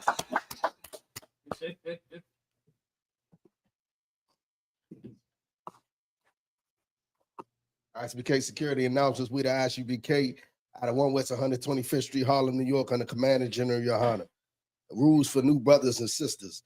When a new brother or sister comes into the school, they're off limits for 6 months. They are to be saluted only. They're here to share themselves with the world. After 6 months, if a brother or sister has an interest in a particular person, he or she must get permission from the head to speak to a brother or sister. There's another 6 months. There's another 6 months in which the brother or sister will court each other. After this 6 month period, the brother or sister will get permission from the head to marry. Tithes, which is the commandment. You can find us in the book of Numbers, chapter 18, verse 21, in the book of Malachi, chapter 3, verse 8 through 10. Means 10th in Hebrew, and it's pronounced I.S.U.P.K. 10% of every penny of any increase the Lord gives you, get it at the Treasury Department or teacher. Priest fund, free will offer for priests, not mandatory whatsoever amount you would like to give. Upcoming Holy Convocation. Memorial blowing of trumpets, first day of the 7th month, Sunday, Sunday, the 21st of September, 2025. You can find this in the book of Leviticus, chapter 23, verse 24 through 25. Also, we are still in the cookout season, and we got the Midwest Fire Weekend going down, starting tomorrow. You know what I'm saying? Read the itinerary for you at the beginning of the class. When hit the itinerary, roll to the front, the beginning of the class, hit the whole thing out. That'd be from Thursday, starting off this Thursday, and the cookout is actually on Sunday. That's right. Come. Make sure you if you haven't done so already, don't forget your travel arrangements together, book your hotel, get on out there. It's always lit. You know what I'm saying? I call it the second Passover. Tell you the truth. Salaki, and we also have other cookouts coming up. After that, we got the headquarters cookout in Harlem, New York, September the 5th through September the 7th. Then the West Coast cookout in California, October the 2nd to October the 5th. Then down south cookout in Houston, Texas, October the 30th to November the 2nd. You know what I'm saying? Salaki, do you want to add anything, sir? Boy, I'm trying to tell you, you need to come in the True Dog. I just get this article here. Virginia City Councilman doused in gasoline and lit on fire in attack at his office. Go ahead and play if you want to. You go ahead and ask about mixed multitudes and shit. That nigga asking for water. He asking for that mixed multitude out. He ain't dry. He burning out. The empire is falling, brother. The empire is falling. Good night. Go ahead. That's it out. Remind check on social media such as ISUPK.com, Facebook, Twitter, YouTube, and so on. ISUPK events and materials. If a brother wants to be a trooper in the school, you should start wearing all black, which includes black boots, black shirts, black headband, and scarf. And with that, I say I might give, which means to stand. We'll give a courtesy salute to the teacher. Shabbat. How about some of your share? Yeah, how about some of your share? Which means to turn. You may stand. I might give. We'll give a courtesy salute to the sister. Mom Shabbat. How about some of your share? Oh shit, she get you. She get you, man. I'm rocking. All right, good. Y'all give a time. Class dismissed. No sign, class.